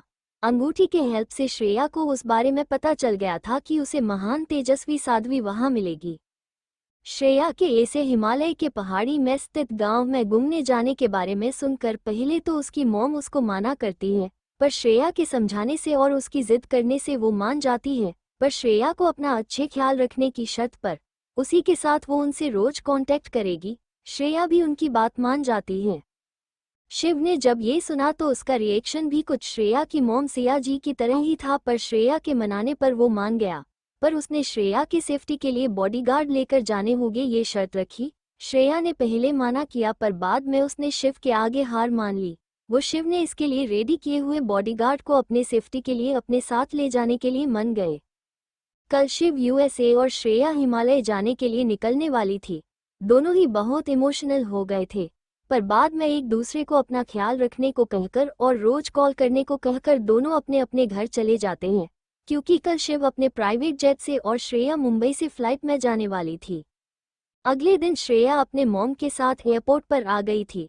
श्रेया की मॉम बहुत ही इमोशनल हो गई थी। श्रेया कभी भी उनसे इतने दिन के लिए दूर नहीं गई थी, खासकर वो भी अकेली, पर उनने उसे पहुंचने पर कॉल करने का और अपना अच्छे से ख्याल रखने का कहकर अलविदा किया। शिव पहले ही यूएसए के लिए अपने प्राइवेट जेट से निकल चुका था। इस बारे में उसने श्रेया को बताया था। शिव के बॉडीगार्ड जो शिव के कहने पर उसके सेफ्टी के लिए उसके साथ आ गए थे, वो भी श्रेया के साथ उस फ्लाइट में बैठ गए थे जिसमें श्रेया बैठी थी। थोड़ी देर में फ्लाइट टेक ऑफ होती है। श्रेया की मॉम श्रेया की फ्लाइट टेक ऑफ होने के बाद वहां से सीधा अपने ऑफिस चली गई थी। कुछ दिनों से वो अपने काम पर ध्यान ही नहीं दे रही थी, जिसके वजह से बहुत सा काम पेंडिंग पड़ा था। To be continued in the next video. ऐसी और स्टोरी सुनने के लिए मेरे चैनल को सब्सक्राइब कीजिए ताकि आप कोई न्यू स्टोरी मिस ना कर दे। Bye bye.